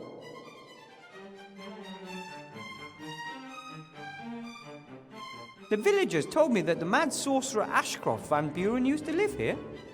That is correct, until he was hung, drawn, and quartered. The wizards and paladins didn't do things by halves, just quarters. They took everything that was of interest or value to them. They left the rest here. Was there a book amongst the things left behind? The sorcerer's diary. Yes, I found that a few months after I moved in a secret desk drawer. No, I mean, more of a magic book, you know, with incantations and such. No, not that I know of.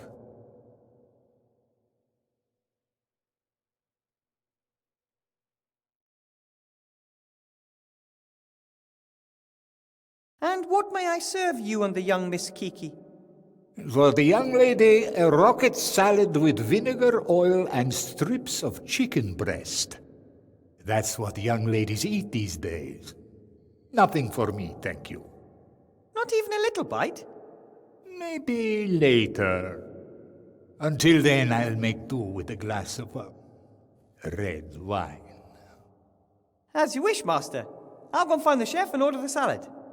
I don't have a chef. I normally order out. But I can't cook. How hard can it be to make a salad with vinegar and oil? Make haste, Igor! Very well. Count Olaf, Master. If you'll excuse me, Master, work calls. Make haste! My little honey bunny has gone upstairs to take a bath and could come back down at any minute. What is upstairs? Nothing of interest to you. Your place is down here, and tomorrow I'll show you the cellar and the crypt. I can hardly wait.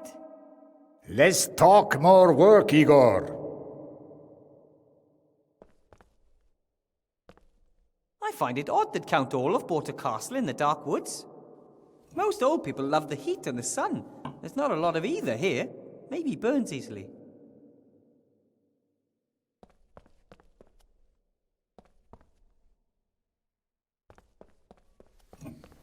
This is the table I'm supposed to serve dinner on, with all the trimmings. A few days ago I was a professor of magic in a magic school, and now I'm Igor for a count in the middle of nowhere.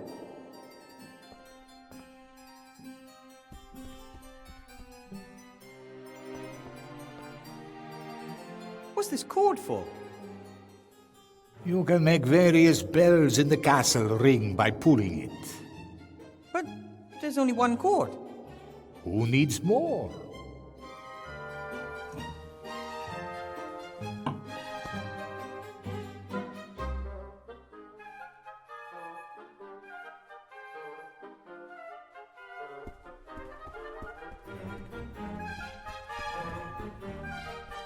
Igor pitched camp down there in the cellar, and because of them, he never took a light down there with him.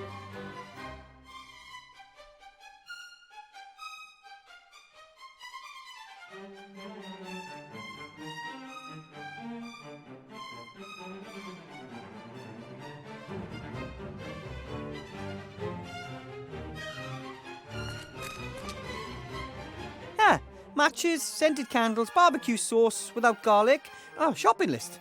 And this? Eastwards till you reach the dead beetles, then north until it echoes. Further to the west to the broken water pipe, and then directly north to where the odorless gas is. Now eastwards to the creaking board, then follow the corridor northwards.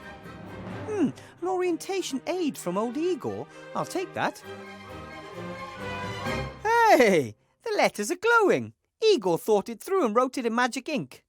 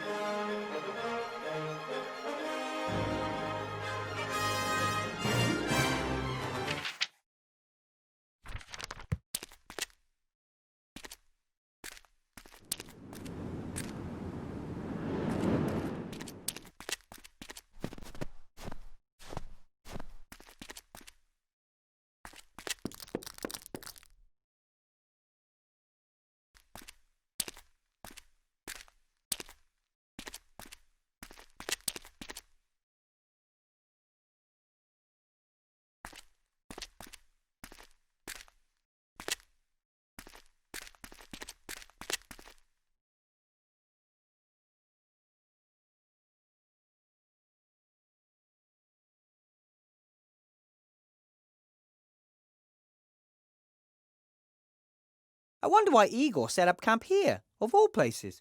There's nothing else in the cellar except for junk and... them.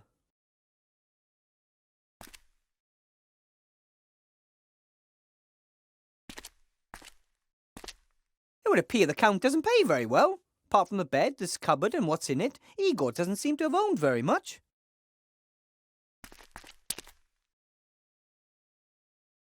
That's it! My very own Igor uniform!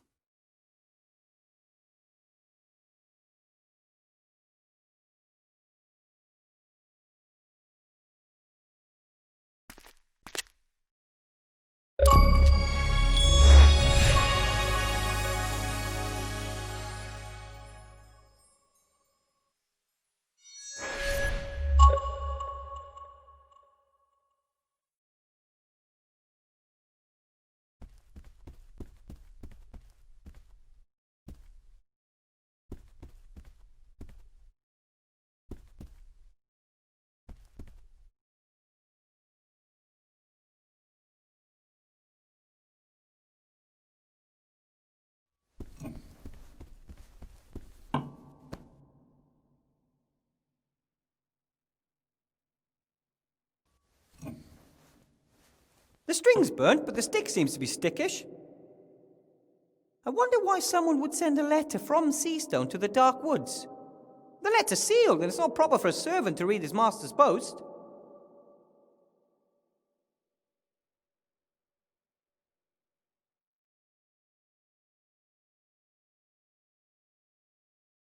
A shallow bowl. Count? Yes, Igor? The large chest in the hall looks like it's been there a long time. Is it yours? Van Buren had it built, but now it belongs to me. The painting up there is of him. The chest and the painting are the only things the mages wanted to take with them, but they couldn't. Both are bound to the castle by powerful magic. Ooh, so there must be something important in there. I don't know. I've only been able to open 2 of the 7 seals. Maybe that's where he kept his spellbook. Is it valuable?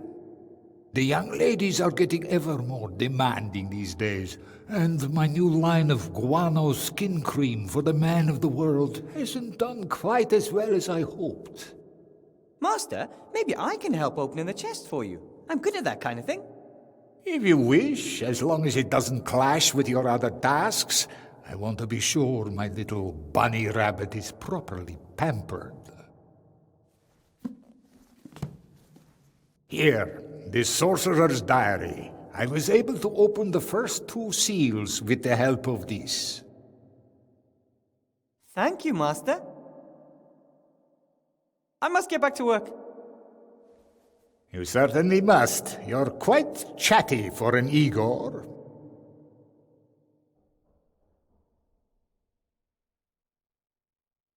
The worms cannot comprehend my genius. That is why they say I'm insane. Rutherford does not trust us. He will deceive us, I know. He will be the first to die once we have the power of the Nameless One. Who is Rutherford? Here is a drawing of the various seals. There's something written next to each seal.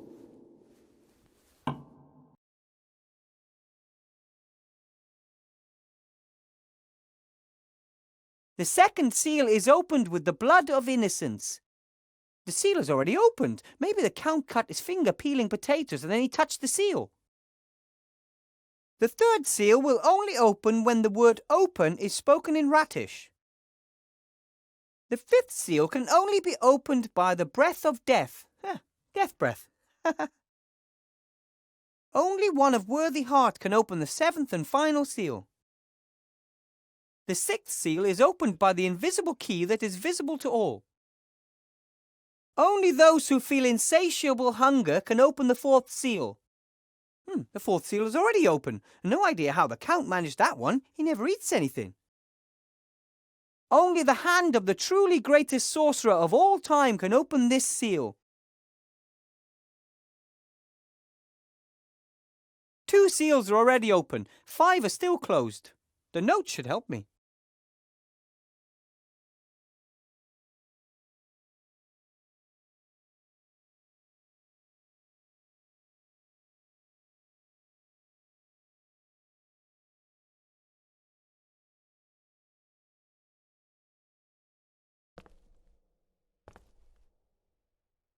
Incense?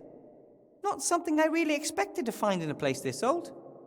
On the other hand, maybe the Count also noticed that it sometimes smells a little mouldy and musty in here. Cutlery.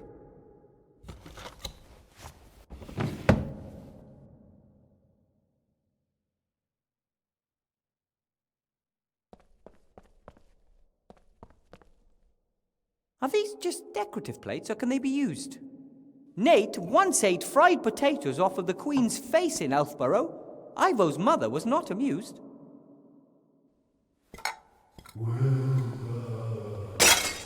Igor, be more careful. I didn't do anything. The plate just flew off the wall. I've lived here for 10 years. Castle Orlofstein has never been haunted. Weird.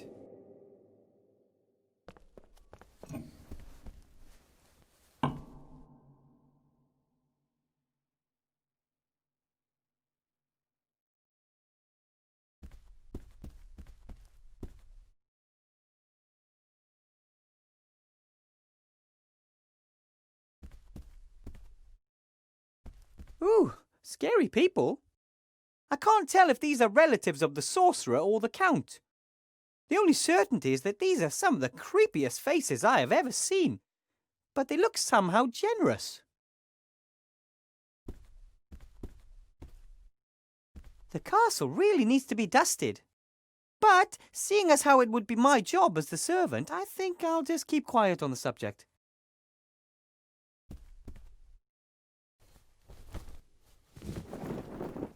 The Count probably got tired of always having to clean the mirror. Very old mirror, except for a few dull spots, it's in good nick.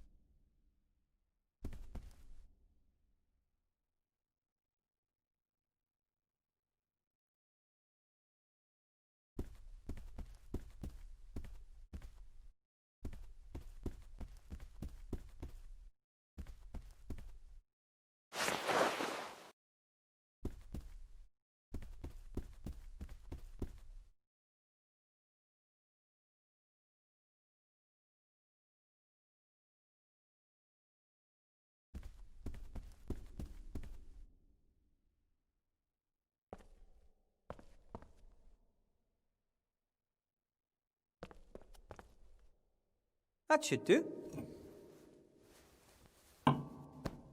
So, looking good, even if I do say so myself.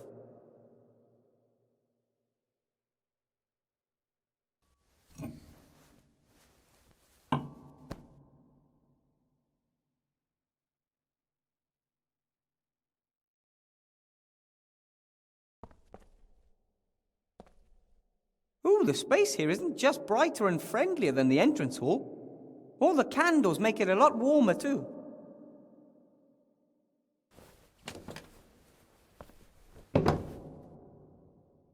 The table's set. Now all that's missing is the rocket salad with the oil and vinegar and chicken breast. Huh.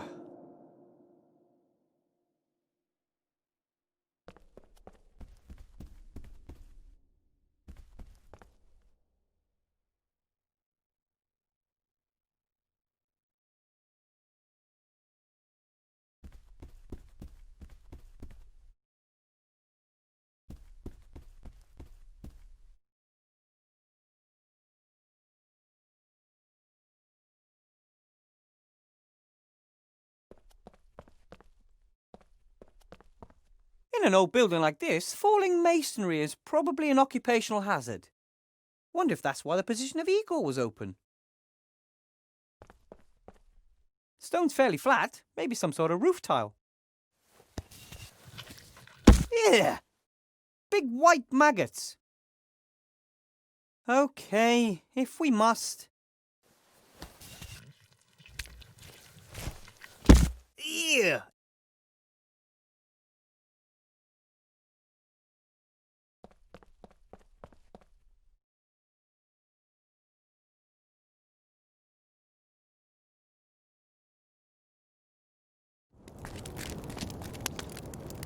Wilbur! I knew I could find the way back from the castle. And I almost didn't fall into 2 crevices. Or the same one twice. Well done.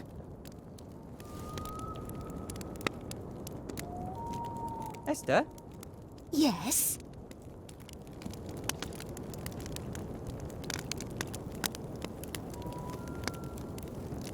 I have these thick, slimy white maggots here.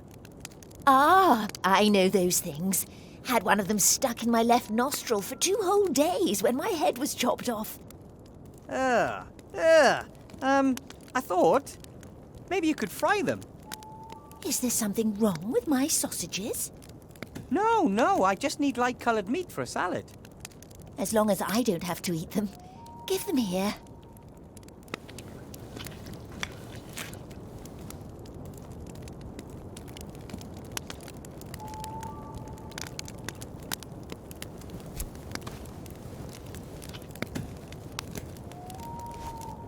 That was the last one. Ooh, those don't look too bad at all. Thank you.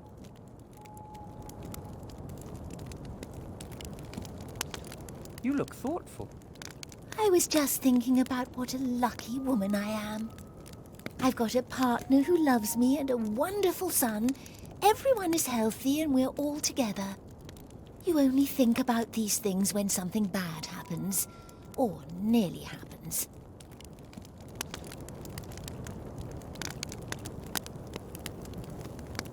That took it out of them, didn't it? Yes, they have to recharge their batteries. You should have a bit of a rest too, Wilbur. You must be exhausted. Do you want me to make you something to eat? Oh, something to eat would be great. I've been hungry since we got here. Then I'll make you a sausage. These are Timmy's favourite sausages. I wanted to surprise him with them tonight. I will help him, Esther, I promise. I know.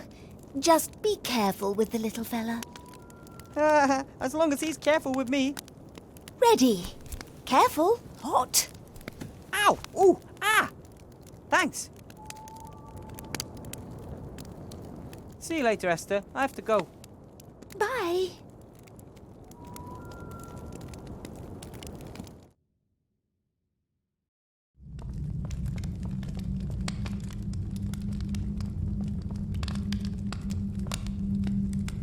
I wonder whether the fear drank the wine. Or was it the last sip of some unfortunate soul here?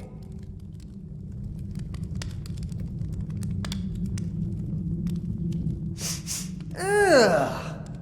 The wine must have been here quite a while. It's gone really sour. It's sad when you think that none of these things can ever be used by their owners again. Who knows who this flute used to belong to? I'm sure he or she would have loved to have played it for many years more. Maybe I can give it a new purpose.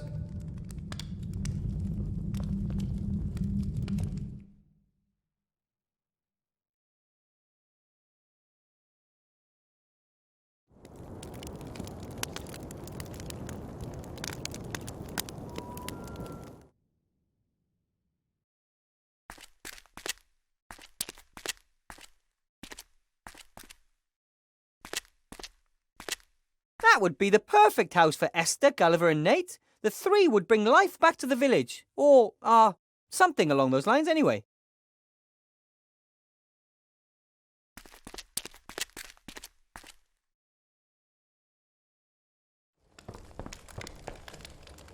Mr. Whale looks less anxious and stressed, even with the big task ahead of him, filling the village with life again. Hello, Mr. Mayor. Hello, Mr. Weathervane.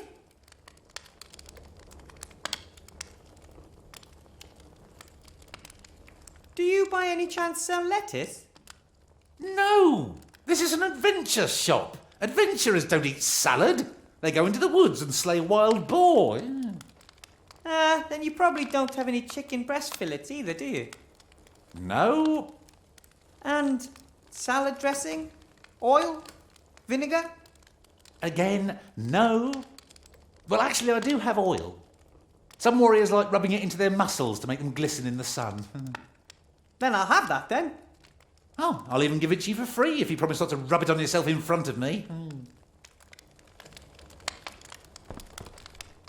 Thanks. And? How's life without fear? Oh, it feels good. I've finally got time to recruit new inhabitants for the village. Glad to hear it. I thought about putting an ad in the paper. Somberville. Deserted village in cursed region seeks citizens to occupy houses of previously abducted and murdered villagers. How does that sound? I don't know. My friends up at the campfire could move into one of the houses. They're very nice, and Gulliver and Nate are skilled craftsmen. They could get the village back into shape in no time. I don't think that we want their type here. But that's unfair. Just imagine that you're a family man and have never done anything wrong in your entire life. You and your wife have always worked hard, you have a great son, and then you come to a village that's urgently looking for residents. Yes, but they're zombies. So what? Imagine a zombie village that doesn't want you and your wife and child because you're different. What would you think of people like that, huh? Well, you can't really... Well, I suppose I could talk to your friends. You do that.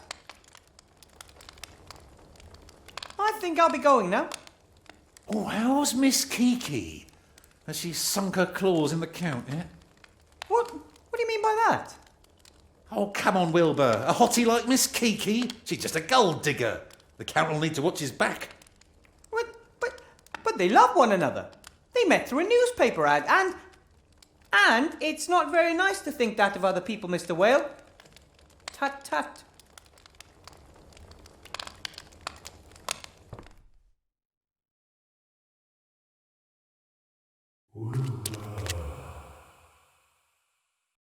Hello? Must have been mistaken.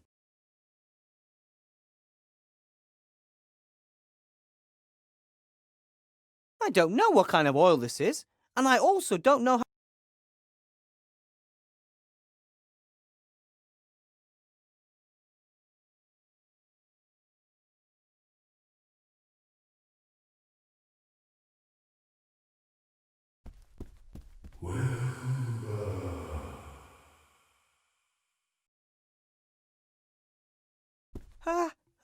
Hello?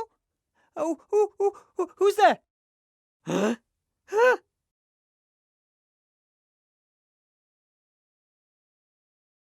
Master Alistair? Are you all right, Archmage? Has Ivo changed you back? And why don't you come here? You could open a portal. A ghost over some kind of drawing? I don't understand, Archmage. What does that mean? Archmage? Master Alistair? He's gone. That's more than weird. Why is Master Alistair trying to contact me through the mirror? And it looked almost as if he didn't have the strength to stay. Of course, he's still transformed, so he can't use his magic properly. A ghost over a symbol. Maybe I'm supposed to summon him.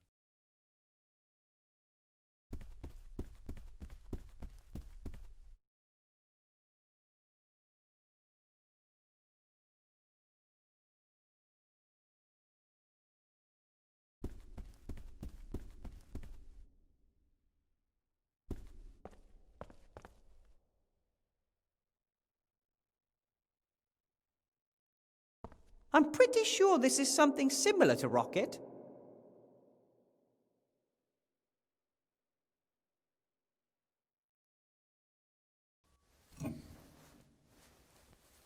The wine, so sour, it could make a good substitute for vinegar. The only thing missing now is the oil.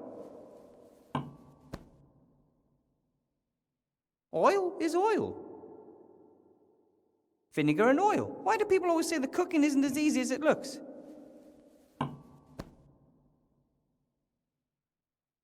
Excellent meat. And it even almost looks like chicken. Rocket salad with chicken breast and oil and vinegar a la Wilbur. The first and hopefully last meal I will ever prepare in this castle.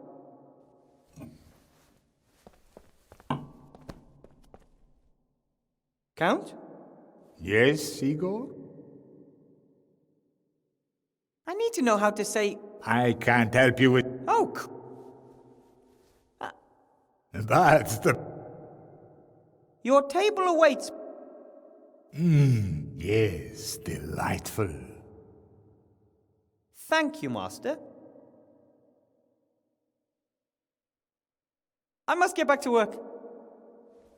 You certainly must. You're quite chatty for an Igor.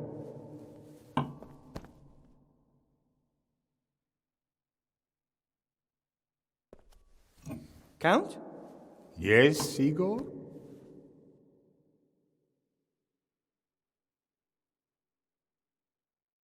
I must get back to work. You certainly must. You're quite chatty for an Igor. Count? Yes, Igor?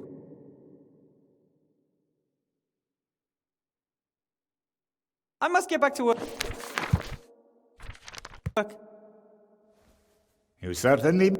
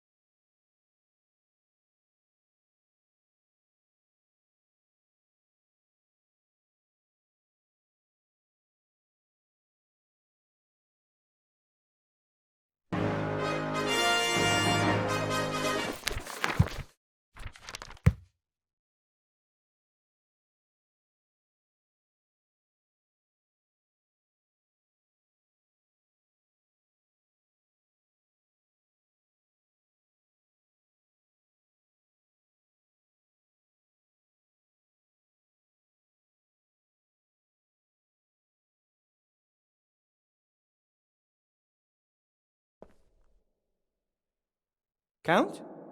Yes, Igor?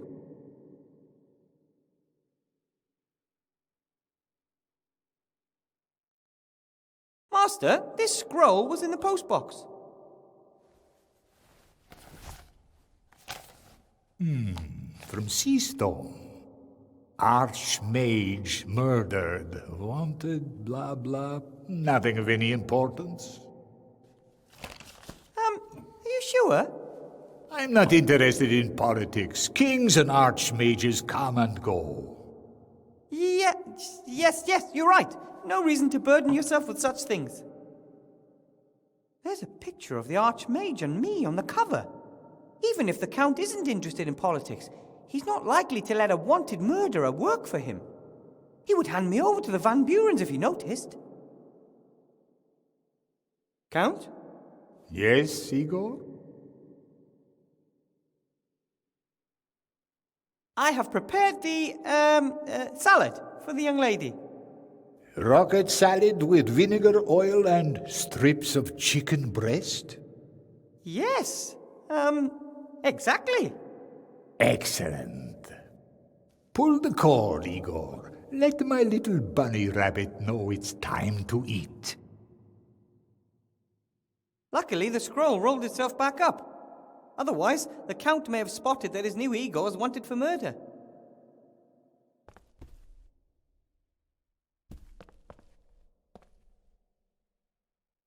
How can I make sure that the bell in Miss Kiki's room rings?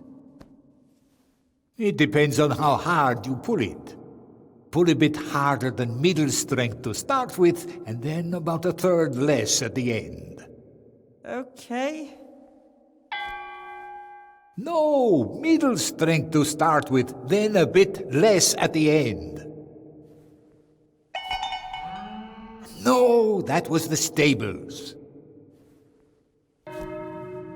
Why don't you just do what I tell you?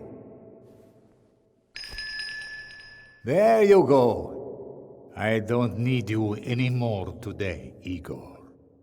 I will be spending the rest of the evening and the night with my fiancée. Very well, Master.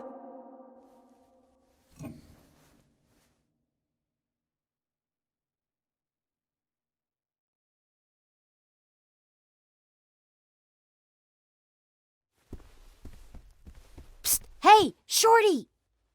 Oh, hello, Miss Kiki. What's with this place? Where's the gold? Gold? Yeah, jewelry, precious stones, that sort of thing. I ain't found none. Maybe the Count isn't that rich. A count living in a big castle? Course he's rich. The only question is, where is he hiding it? Hey, what's that?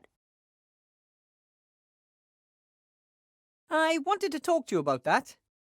It's sealed by 7, seals. Maybe you could open one of them. Ooh, what do you think's in it? What could a chest like this hold? A treasure, of course. You have to learn to lie better, and quickly.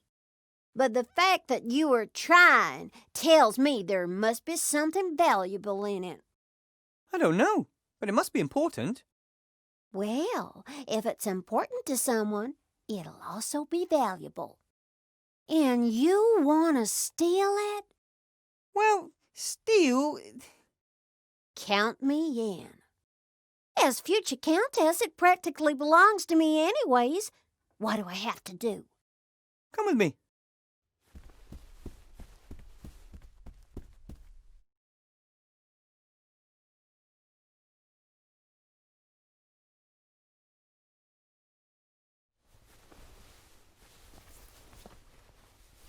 Just open that seal over there. Why don't you do it? I can't. It has to be opened by someone very special. Ah, I understand. You need a woman's touch. Something like that. Well, that was simple. That it? That's it. Interesting to know that you could do it. Tell me when you got that thing open, and don't even think about simply disappearing with my stuff.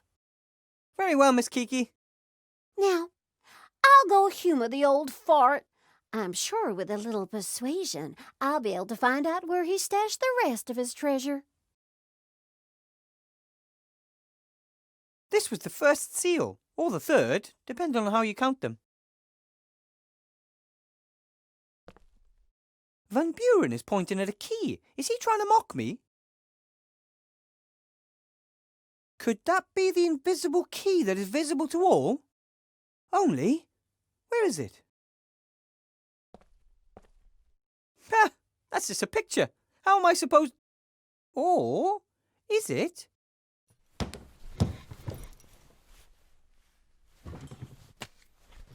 That's a pretty neat trick.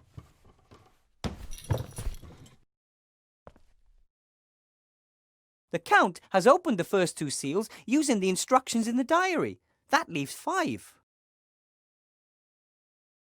This seal is opened by an invisible key that is visible to all.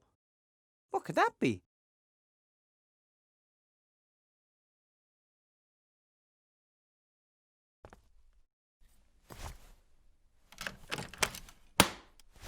That was easy. So, that's over half the seals open.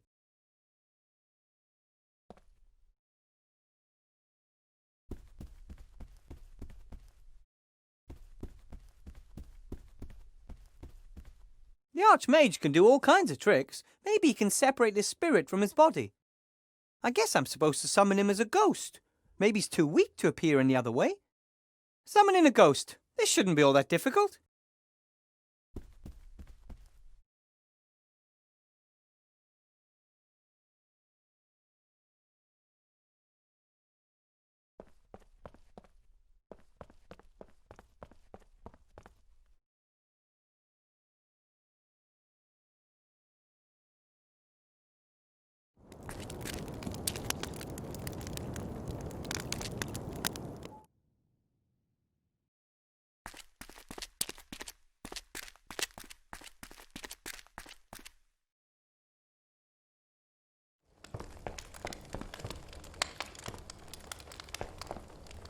Hello, Mr. Mayor.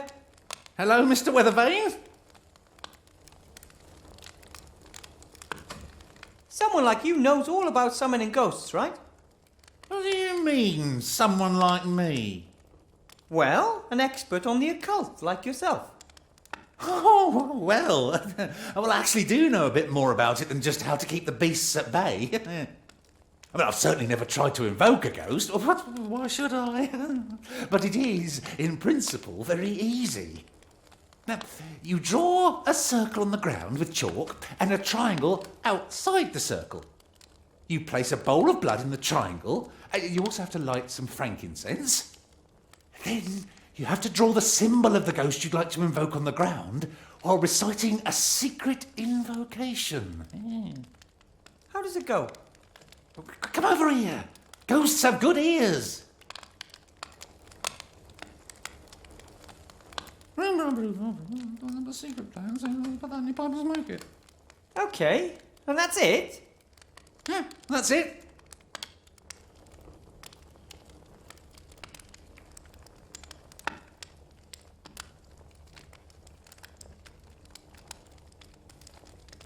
Does the triangle have to be connected to the circle? And does it have to be an isosceles triangle, or just any old one? And how long should the edge be? It doesn't matter. This is necromancy, not geometry. Does it have to be chalk, or can I use something else? Ooh, and how thick do the lines have to be? Draw a circle on the floor with something and a random triangle somewhere outside it. That doesn't sound much like a precise science.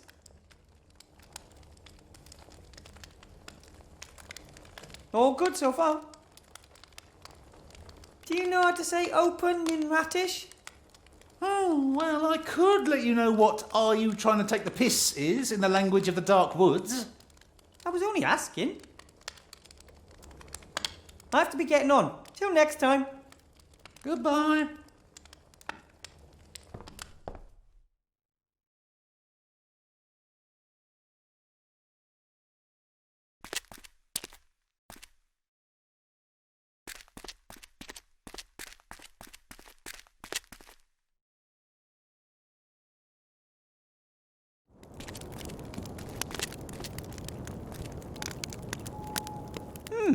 Here at the edge are pieces of charcoal. I wonder whether I can use it as a substitute for chalk during the summoning. I'm sure you can draw with it. At least my fingers are black with the stuff.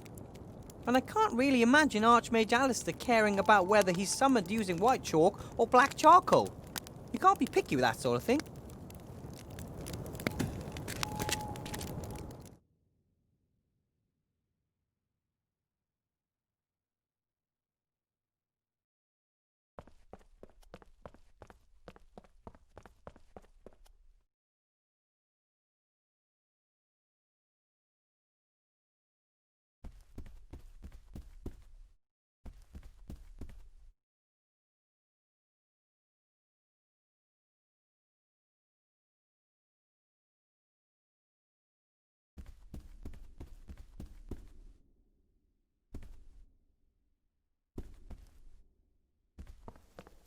How is your salad, my Aurora?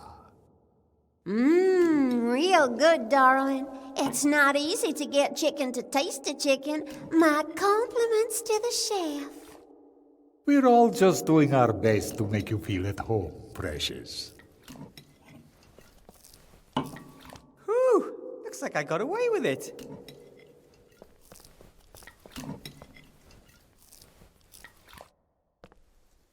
It's not frankincense, but these incense sticks will create some atmosphere.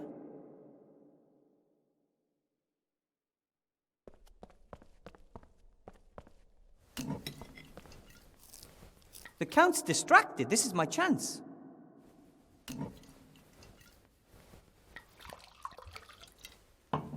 Theoretically, I need blood, but maybe this thick red wine will do the trick. I think it's safe to take a closer look at the letter now. The Count's distracted. Wanted for the murder of Archmage Alistair, the scurvy, dangerous, armed and stinky fiend Wilbur Weathervane.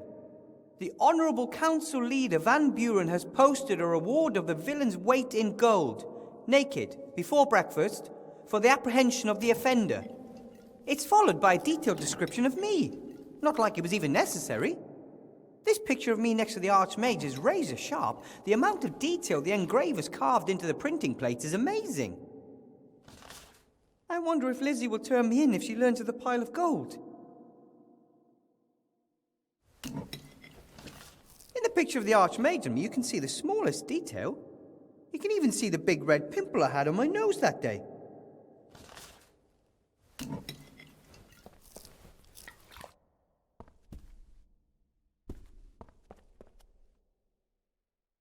A lovely glass with a thick bottom. Glasses made of perfect transparent glass like this are very rare and expensive.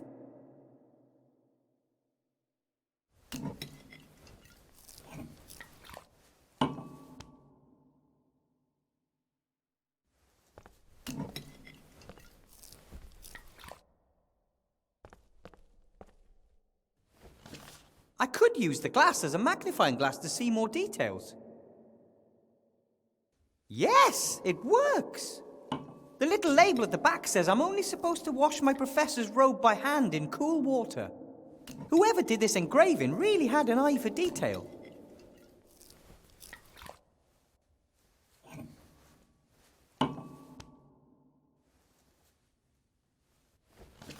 I could use the glass as a magnifying... Yeah, the little label... Whoever did this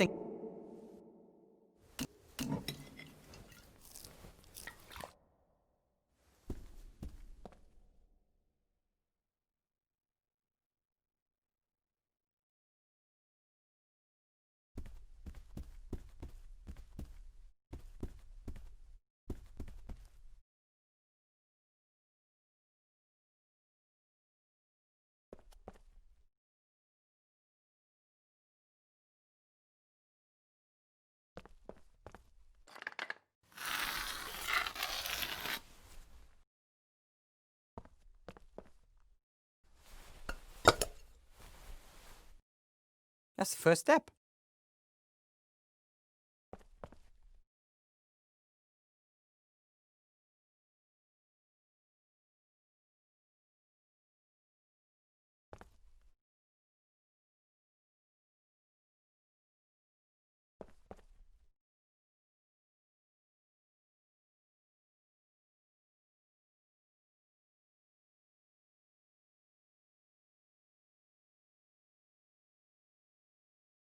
I still can't believe that this smell is important for summoning a ghost, but what the heck?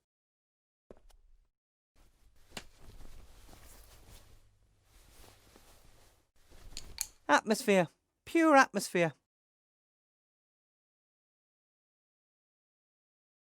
Right then, to summon the Archmage, I have to draw his symbol on the floor while reciting the spell.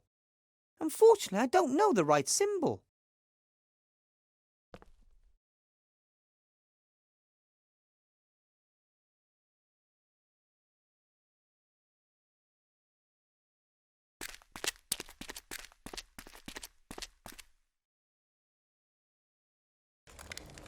Hello, Mr. Mayor. Hello, Mr. Weathervane? About summoning that ghost. Yes? I'm supposed to draw the ghost symbol on the floor, but what is Archmage Alistair's symbol? No idea. Some kind of symbol that represents him. A family crest or a seal. He has a coat of arms. It's on his amulet. But, I just can't remember what it looks like. All good so far. I have to be getting on. Till next time. Goodbye.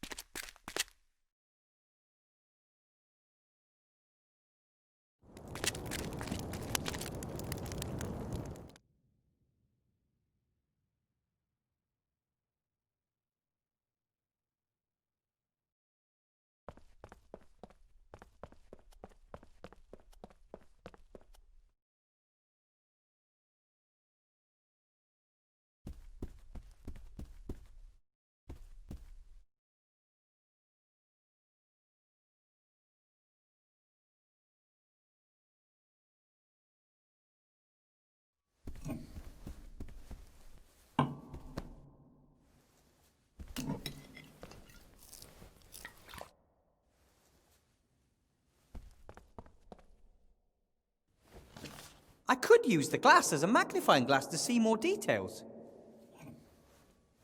Yes, it works. There's the Archmage's neck, and there's his thing with the family crest. It shows two serpents in a kind of knot, biting their own tails.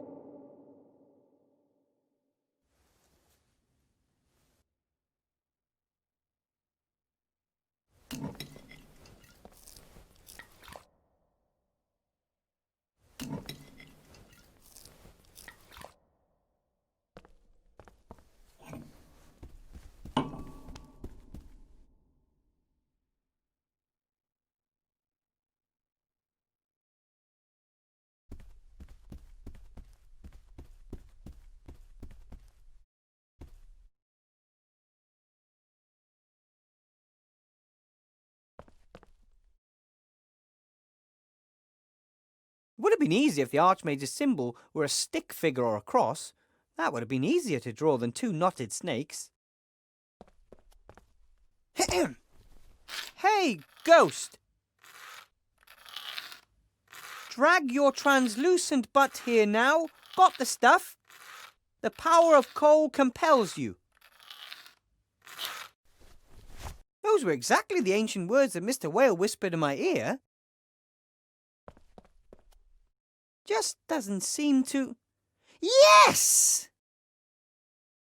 Archmage Alistair! Thank the coal! Wilbur, I'm happy to see you too. But I don't have much time, and there is much to say.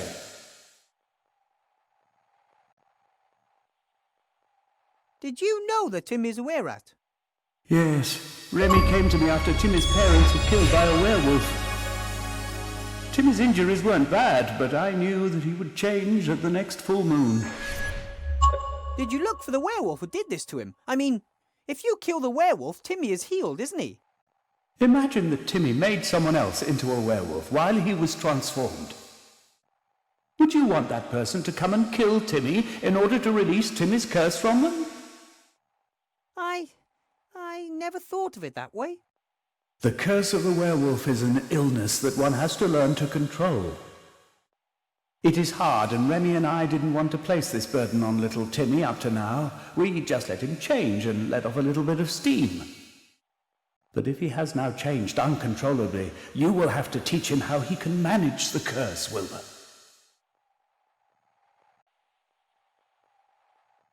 You can control the werewolf curse? How? When he is a were-rat, Timmy is possessed by bad feelings. Anger, aggression, hate. They're like a shield surrounding him. And underneath it's still the same old Timmy. Ah, the first time we ran into each other in the woods, he didn't attack me right away. He hesitated. Something in the monster recognized you, and that something is the tiny piece that still remains of Timmy. A candle in a hurricane. How can I get through to him? Timmy's primitive feelings have taken control. If you want to reach him, you'll only get through to him on that level. A smell, a voice, a tune, simple things, little things, which could cut through the storm to reach Timmy. And once he starts listening to me? Then tell him not to give in to the anger and hate, that he shouldn't let himself be ruled by bad feelings anymore. He must think.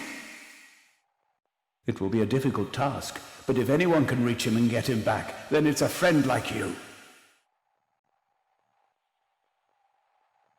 Ah, I see Ivo managed to change you back. She did a fine job. I sent her and Critter to Seastone to keep our enemies occupied. Critter is with Princess Ivo? Then Captain Nate can't be far off. Finally, some good news. You have friends at your side, yes. I did everything wrong, Archmage. I built the golem and I let Remy down and I brought Timmy here and... You have done nothing wrong, Wilbur. Yes, I have. I wanted to help and I let myself be fooled and that's why you were transformed. And then I didn't do anything instead and that was wrong too. Remy is dead, Archmage. He is not. At least I don't believe he is. Yes, he is. He died in my hands. No, you were tricked again. This book you are searching for, it contains no information about how to destroy the wand. But if not Remy, then Monkus. He's letting you do his dirty work for him. The book does contain powerful spells, but it won't help you destroy the wand. Monkus wants to use its power for his own ends. Why does Monkus want this book? What's he up to? The Kitab al-Azif was written by a mad mystic called Al-Hazred. It is a book about demonic cosmology and contains magic spells with which one can summon mighty beings. Including the Nameless One? I don't think that Monkus wants to set the Nameless One free. Even he isn't mad enough to do that. He wants to open a window into the dungeon dimension in order to siphon the Nameless One's powers. Sounds dangerous. It's impossible. Any weakness in the structure of the dungeon dimension would be instantly used by the Nameless One to escape his prison. He is incredibly powerful, and he is dreadful, Wilbur. If the book is so dangerous, we should destroy it. Or we could just leave it in the chest. It's already been there for decades. Powerful objects have a tendency to be found. You have to destroy the book. Monkus must not get hold of it. Why did Monkus send me? And where is he? That's worrying me, too. He won't be sitting around idle awaiting your return, that's for sure. He'll have a plan. At least he doesn't know we're on to him. He believes I'm bringing the book back to Seastone to use it to destroy the wand. Yes, the magic wand. The book alone will not be sufficient to open a window into the dungeon dimension. It will take a complicated mechanism using black magic and an incredible magic force to penetrate the dungeon of the Nameless One. The mechanism of which you speak? There's one like that in the temple under Seastone. Yes, Ivo told me about it. Was under my nose for all those years, and I never noticed. Monkus doesn't have the book yet, and I can't imagine the Van Burens working with him either. Without them, the wand is useless. Those are the only trump cards we hold. He needs the book and the wand. And while he is chasing after those, we will destroy the machine. How can I destroy the book from the chest? It's just a book. You can tear it and burn it. That sounds doable. However, you should be aware that there are other copies of the book. Over the centuries, there has always been the odd one appearing and then disappearing again. That means we won't be safe as long as the magic wand and the machine still exist. Correct. As soon as the book has been destroyed, you will have to travel to Seastone and help your friends to destroy the machine. That won't be very easy. Monkus will defend it. And we won't be getting the mighty Van Buren wand just like that either. No. There has to be a better way. We have to trick Monkus, surprise him and beat him at his own game. That's the Wilbur Weathervane that taught the Shadow Army the meaning of fear. Open the chest and get the book to safety. Easier said than done. Do you know what the breath of death could be referring to? I think I know.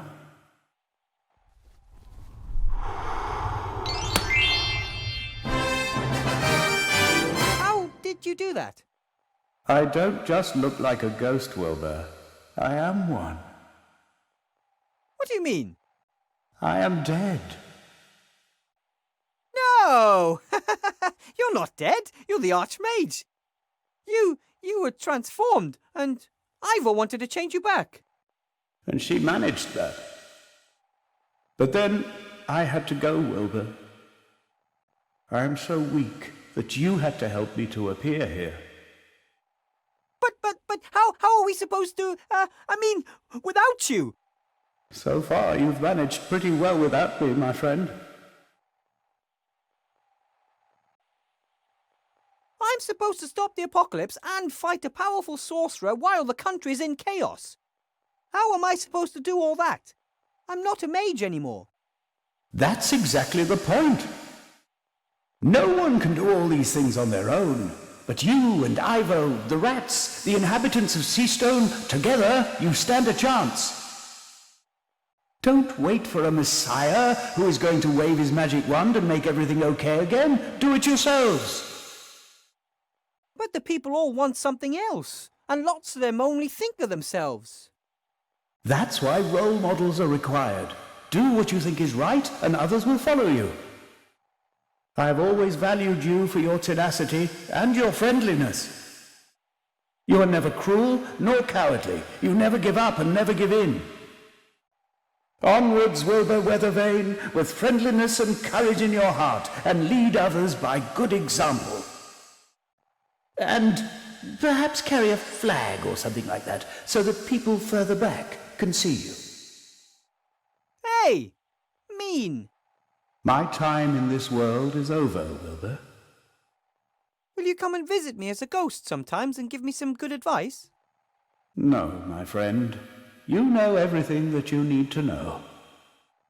But don't go.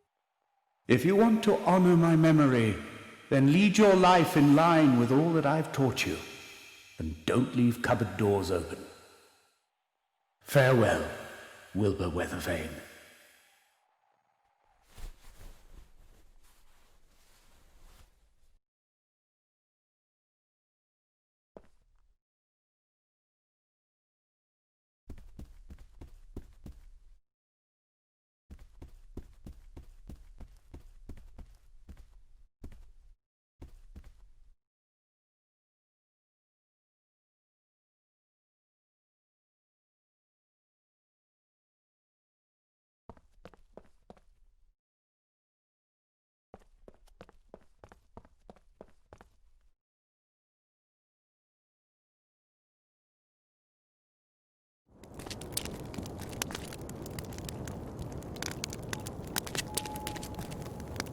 Esther? Yes?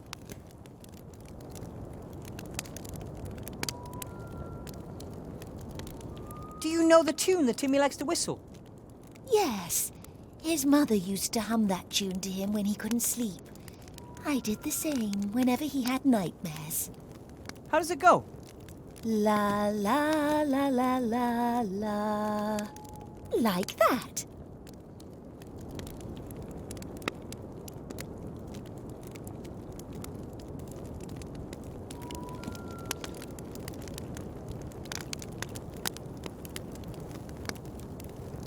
About the seal. How can I help? Would you happen to know how to say open in Ratish? No, not a clue. Timmy never spoke to me in Ratish, nor Ethel for that matter. Yes. Presumably they only speak their language amongst themselves. I was able to summon Archmage Alistair's ghost. That's all he is anymore. A ghost. You mean he's dead? Princess Ivo changed him back, but then I don't exactly know what happened then. I didn't know him personally, but from what I've heard, he was a very wise man. And he had a big heart, a rare combination. He also had the oddest sense of humour. He once claimed he taught a bunch of otters a musical number in his youth. Weird. I'd have loved to have seen that. Me too. See you later, Esther. I have to go. Bye.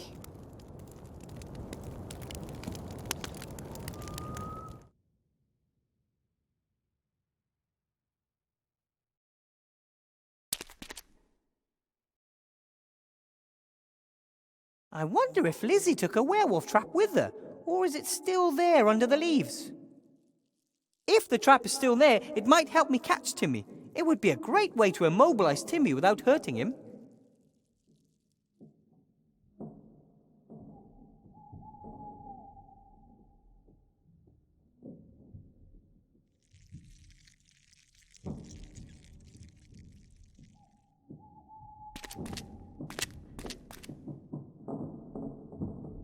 If there's still even just a little Timmy in the were-rat, this will do the trick. Timmy loves bratwurst.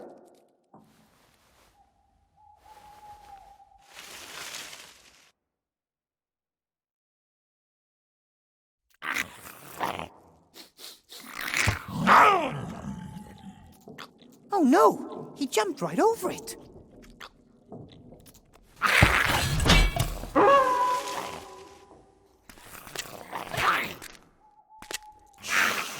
Easy, Timmy.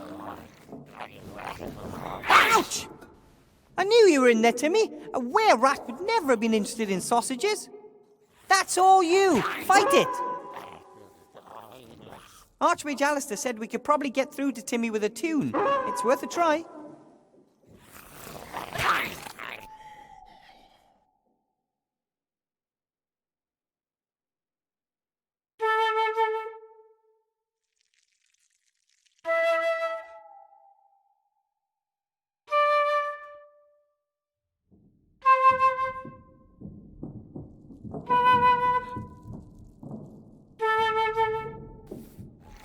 That's it!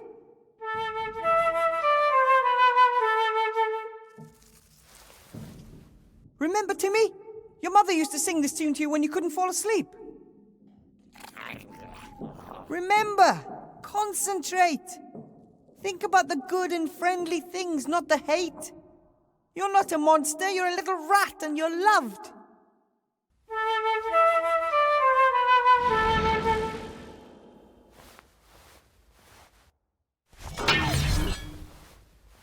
I'm so sorry. You have nothing to be sorry about. Nothing happened. Oh, I didn't want any of this to happen. Did I hurt anyone? No. I think you make a pretty bad werewolf rat. Hey.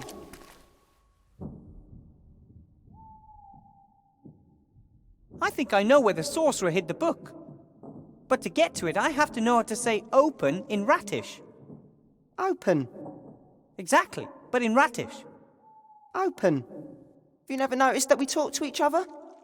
You mean Ratish is exactly the same as our language? No, your language is like ours. Rats and big people have lived side by side for so long. You've picked up the odd thing or two. Amazing! The magic word is open. Hey, I know Ratish. I found this. You must have lost it. Oh, my neckerchief. Now that's the Timmy to do math I know. Munkus tricked me for the second time, Timmy. He disguised himself as your uncle in the cave and then sent me here. Then perhaps Uncle Remy is still alive. Maybe he is. I'm sure he is. Uncle Remy can't be beaten that easily. We have to look for him. You can bet on that, but I need to find the book first. But if Munkus wants the book, then it must be evil. In the wrong hands, it could mean the end of the world. We have to find it. And then we'll look for Uncle Remy. Deal. Why didn't you tell me about the curse earlier? I didn't know how, and I was worried you'd be scared of me. Most people are scared of werewolves, and for good reason. We can't control ourselves, you know. We don't realise when we do evil. Yes, but the Archmage Alistair said you can learn to control the curse. The Archmage? Is he all right? Let's talk some more about that tomorrow. I think you've had enough adventures for one day. Let's get back to the others. You must be dead tired. Can I hide under your hat again? The moon is so bright. Of course, for as long as you want.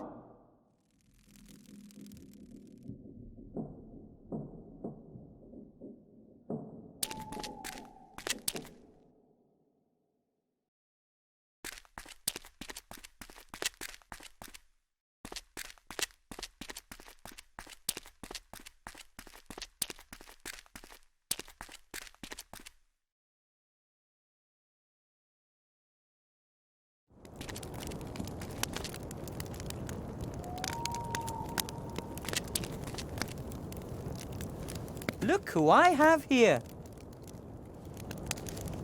Timmy, is he all right? Just completely exhausted. Give him to me. He can rest in my pocket. Esther, Can I have another sausage? But of course, my darling. You did well, Wilbur Weathervane. Ah, cheers.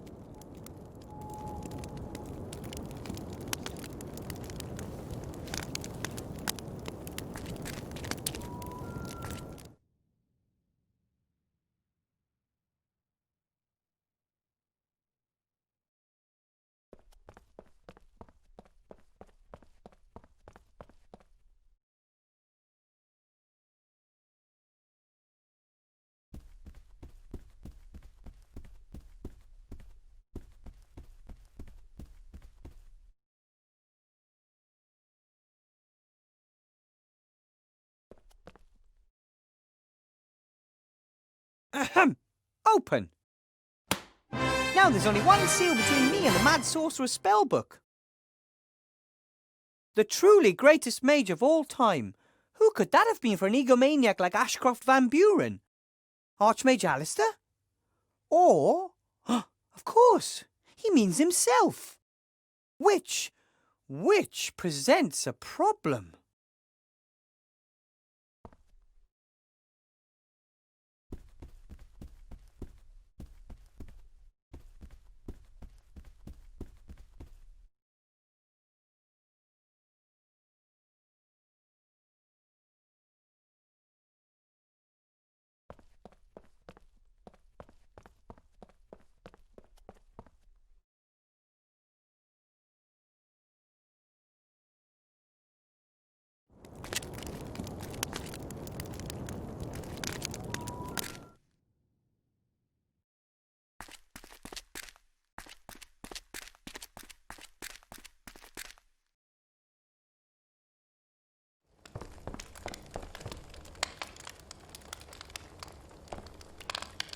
Hello, Mr. Mayor. Hello, Mr. Weathervane. After the sorcerer was chopped up, where did you bury his bits? Oh, you know, here and there. Not all in one grave? Oh, no. It was feared that his brother or someone else could try to bring him back to life. So his remains were spread nice and neatly across several graves over the land, and none of them carries his name. Is part of the sorcerer buried in the cemetery? I'm not at liberty to say. We swore never to say a word about which grave his left hand is buried in and which holds his right leg. Oh, come on, just say it. Which grave's he buried in? my lips are sealed. Why was Van Buren actually beheaded, hung and drawn and quartered? Isn't that a little excessive? You always have to kill an evil mage or sorcerer 3 times so he doesn't come back. Everyone knows that. Doesn't beheading him and then hanging him present certain logistical problems? Well, the whole thing wasn't very well prepared. Some mages wanted to ram a wooden stake through his heart instead. Others wanted to burn him. You know how it is. An angry mob, differing opinions. In the end, we can count ourselves lucky he was executed at all. I have to be getting on. Till next time. Goodbye.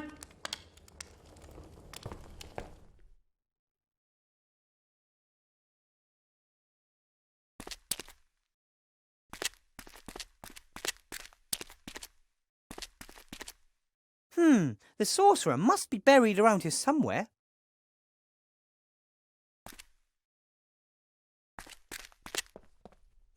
They always seem to be family graves. Handy if you want to save space. It says Lugosi on this gravestone.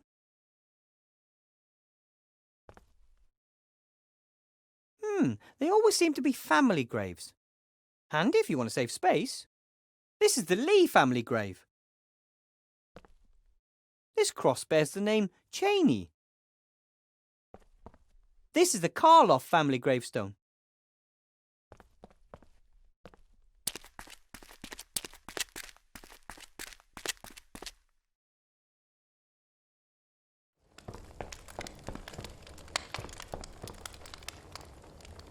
Hello, Mr. Mayor. Hello, Mr. Weathervane. About the graves in the cemetery. Yes? One of the gravestones bears the name Lugosi. What can you tell me about them? Oh, the Lugosis were the dentists. Somberville had its own dentists? Oh, the village was voted prettiest smile in the backwoods 3 years in a row. Yeah. Unfortunately, old Lugosi went a bit soft in the head.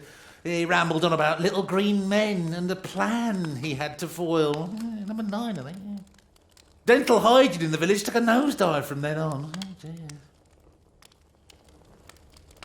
What can you tell me about the Cheney family? Well, the elder Cheney was a travelling actor in his youth. Oh, the only one of us to ever leave the village for any length of time. He must have been really successful. They called him the Man of 1,000 Faces. Later, he retired here in the village. But his son inherited the theatre bug, left before disaster struck. Probably saved his life, yeah. The Lee family, were they a long-established family in the village? Who? Oh, right, the Lees. Yes, they were. Yes, it's very long established, yeah. So, what can you tell me about them? Well, there was Shield Hand Lee. He was a smith, and his wife Fire. Yeah, Fire Anna. She was very hot. Uh-huh. I think I know what I need to know. I have to be getting on. Till next time. Goodbye.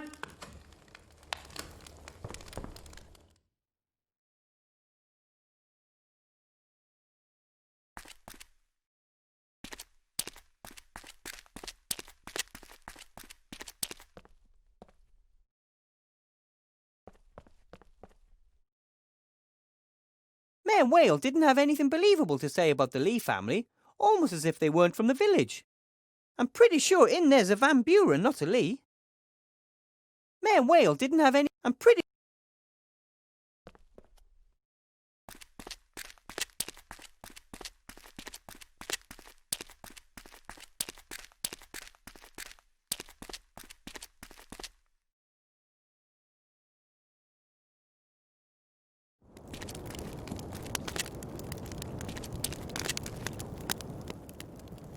Yes?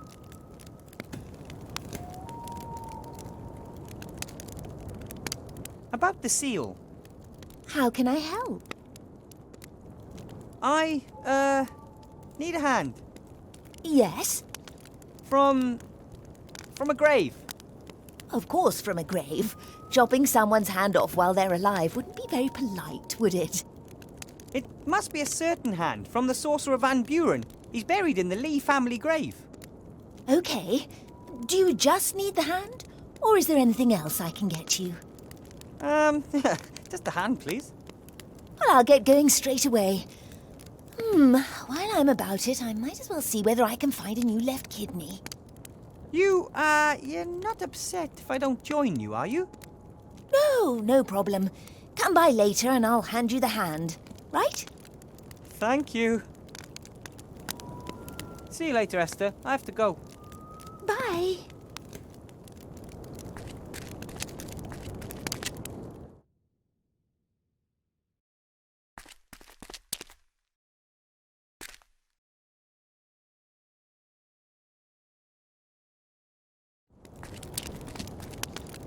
Wilbur, I've got the hand.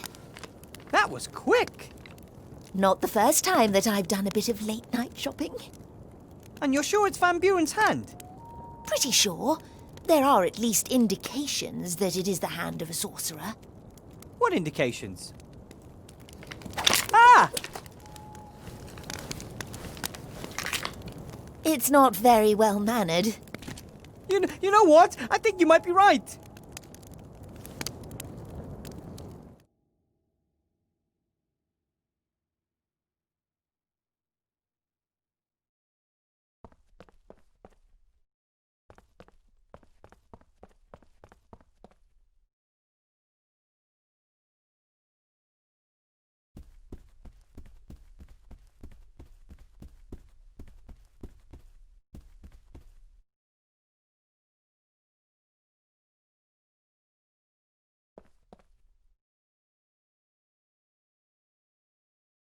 Fine then.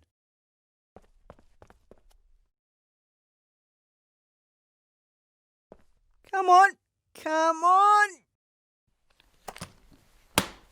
We did it.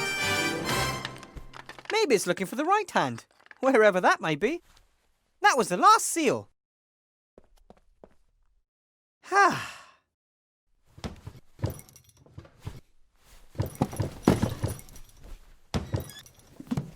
That's it.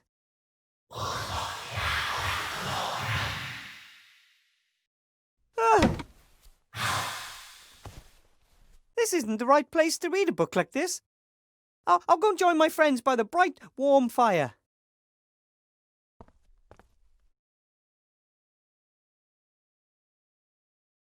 So that's your plan, then? Pretty risky. I know, but even if I destroy the book, Monkus will find another copy sooner or later. We have to destroy the machine in the temple and the wand if we ever want to be truly safe. And we're going to use this as bait.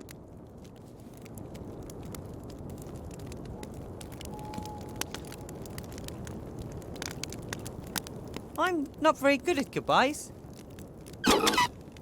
Let's say, until we meet again, not goodbye. Take care of yourself. I'll do my best. Look after yourself, and look after Timmy. I will. I think it's a good plan, and we have enough time to train for it. Timmy and I will... Ah! Wilbur!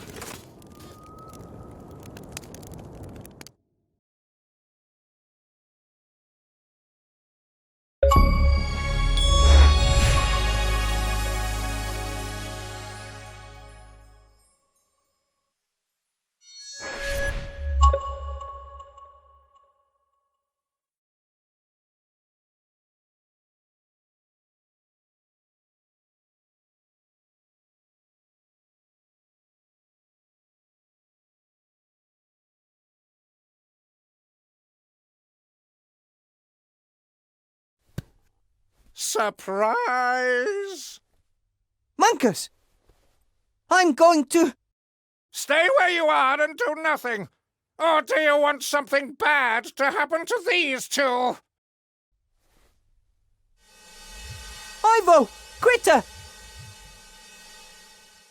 Wilbur, you have to stop him!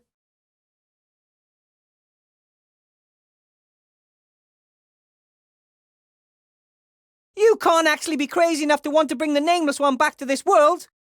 Oh, I don't want to do that. Just a little bit of his power. Just enough to rule the world! Didn't the Van Buren brothers have the same plan? One died down here and the other went insane. What does that tell you? That they weren't as clever as they thought.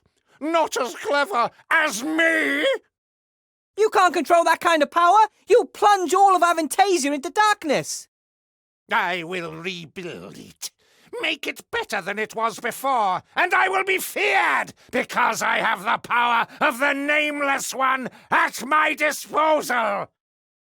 Mother would have been so proud. Chantal, show this toad what your wand can do. It doesn't work! As the little angel soon realized when I sent her mother to the realm of dreams. Why do you think I didn't go to the dark woods to get the book myself? I had more important things to do. Did you know there were 3 Van Buren brothers? One created that remarkable wand over there, the most powerful one there is. The second created the book that explains how one can use it to open gates between the worlds. But the third brother, the cleverest of all, didn't trust his power-hungry siblings. He created a ring that protected him from his brother's magic. And it's still serving well today.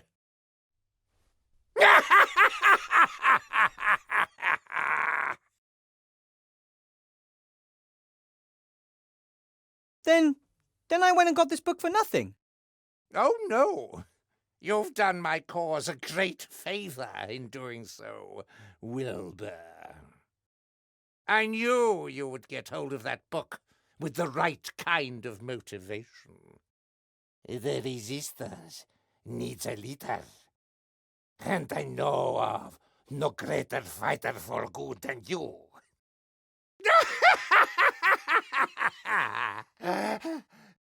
Sound familiar?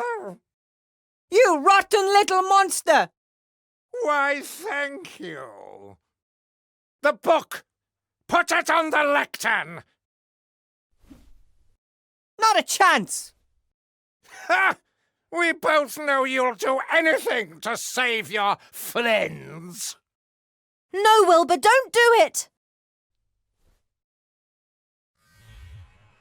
Ah! Babalu. Don't! The book!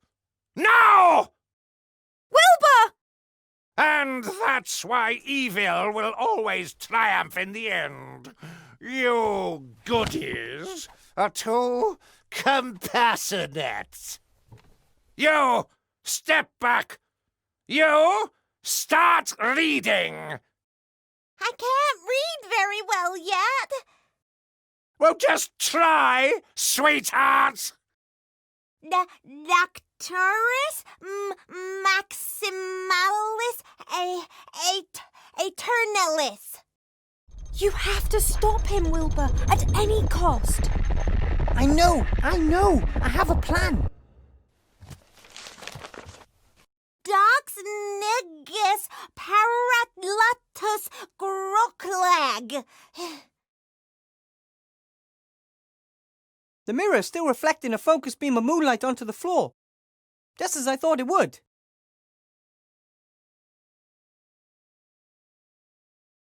A little rat against a sorcerer?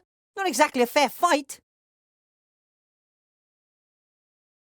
Tell me, Monkus, what did you really do with Remy? The ghost had injured him. Giving him a little magical nudge over the edge of the abyss was easy after that. Why do you ask? Did you want to give him his hat back? No, I just thought Timmy should hear it from you. Doesn't that make you angry, Timmy?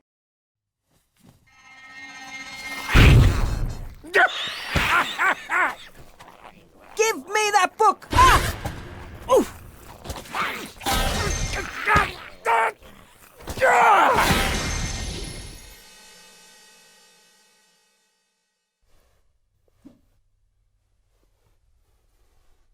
No! Was that it? That was your plan? You wanted to defeat a sorcerer with brute force? You keep reading.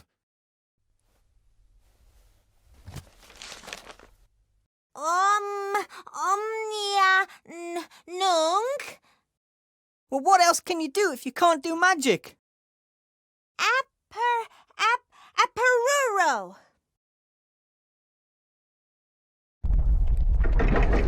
No! No! Impossible! No! Ah!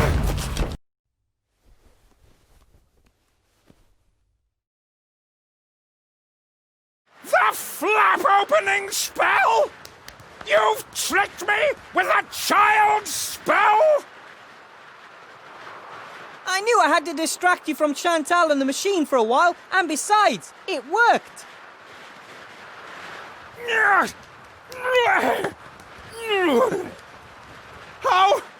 How did that spell get in the book?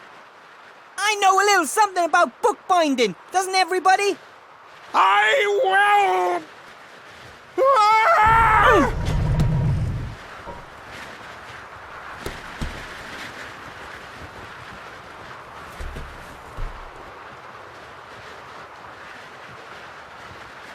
Well, at least I can't make my situation much worse than it is. Ah! Mr. Gnome is trying to cheat his way out of a dangerous situation again, is he? It's worked pretty well so far.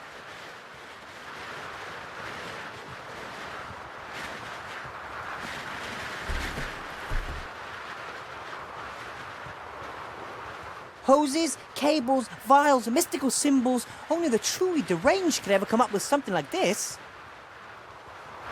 A pressure hose. Warm, thick-walled, rigid and attached to the machine by a sleeve.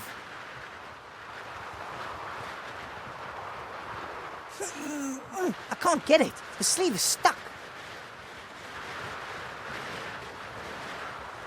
A metal pipe leading into the depths of the machine. Couldn't say where it goes or what it does, though.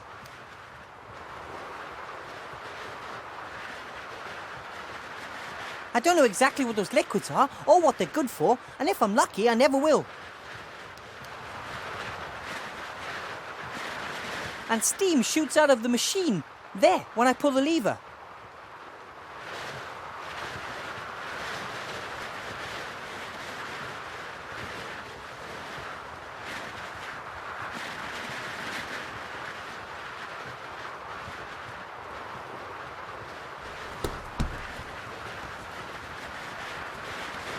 Let go, gnome!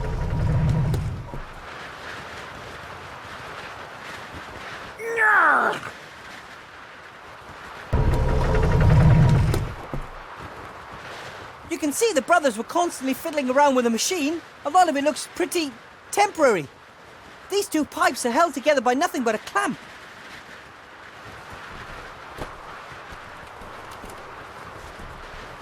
Got it.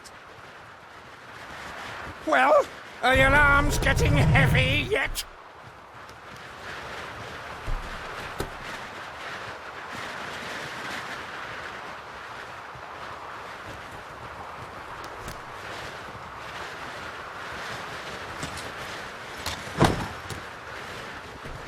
Whoa!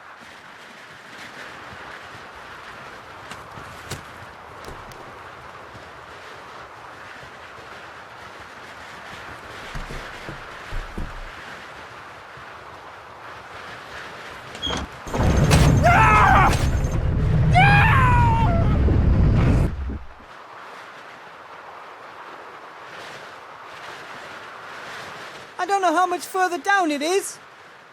All I know is the impact isn't going to be much fun. Need a lift by any chance? Ivo!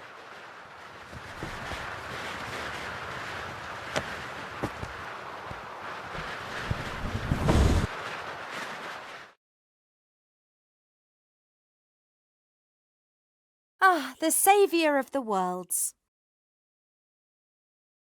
But it's not really saved, is it? No, but we have given it a second chance. We've paid a high price. Alistair is gone. We can't find Remy anywhere, and Captain Nate... Yes, a high price indeed. Alistair said one best honours the dead by living your own life the way they would have wanted you to. Perhaps we're already doing that. You're looking after Timmy, and since Nate's gone, Critter hardly leaves my side.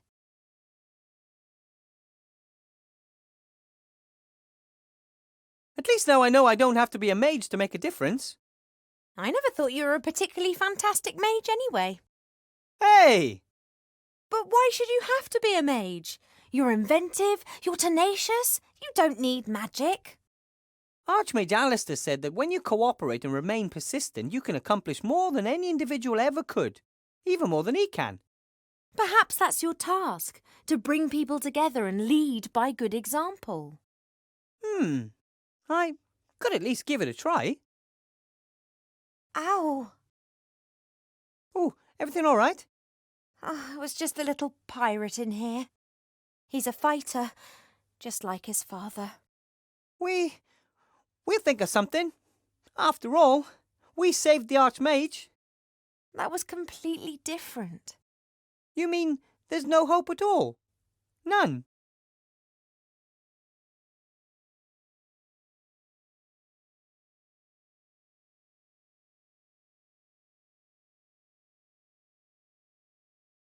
There is always hope.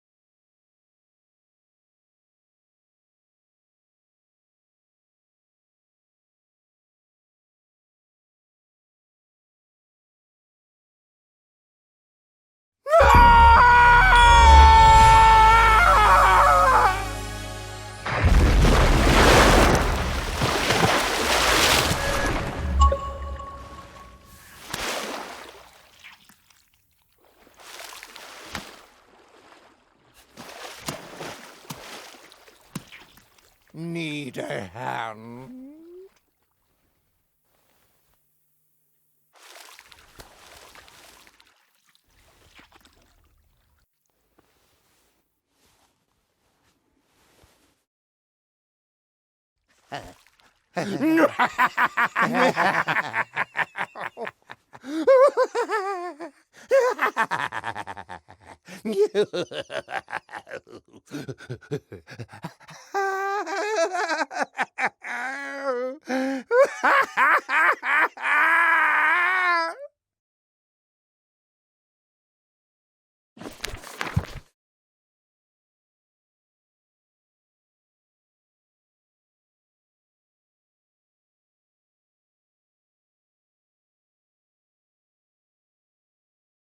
You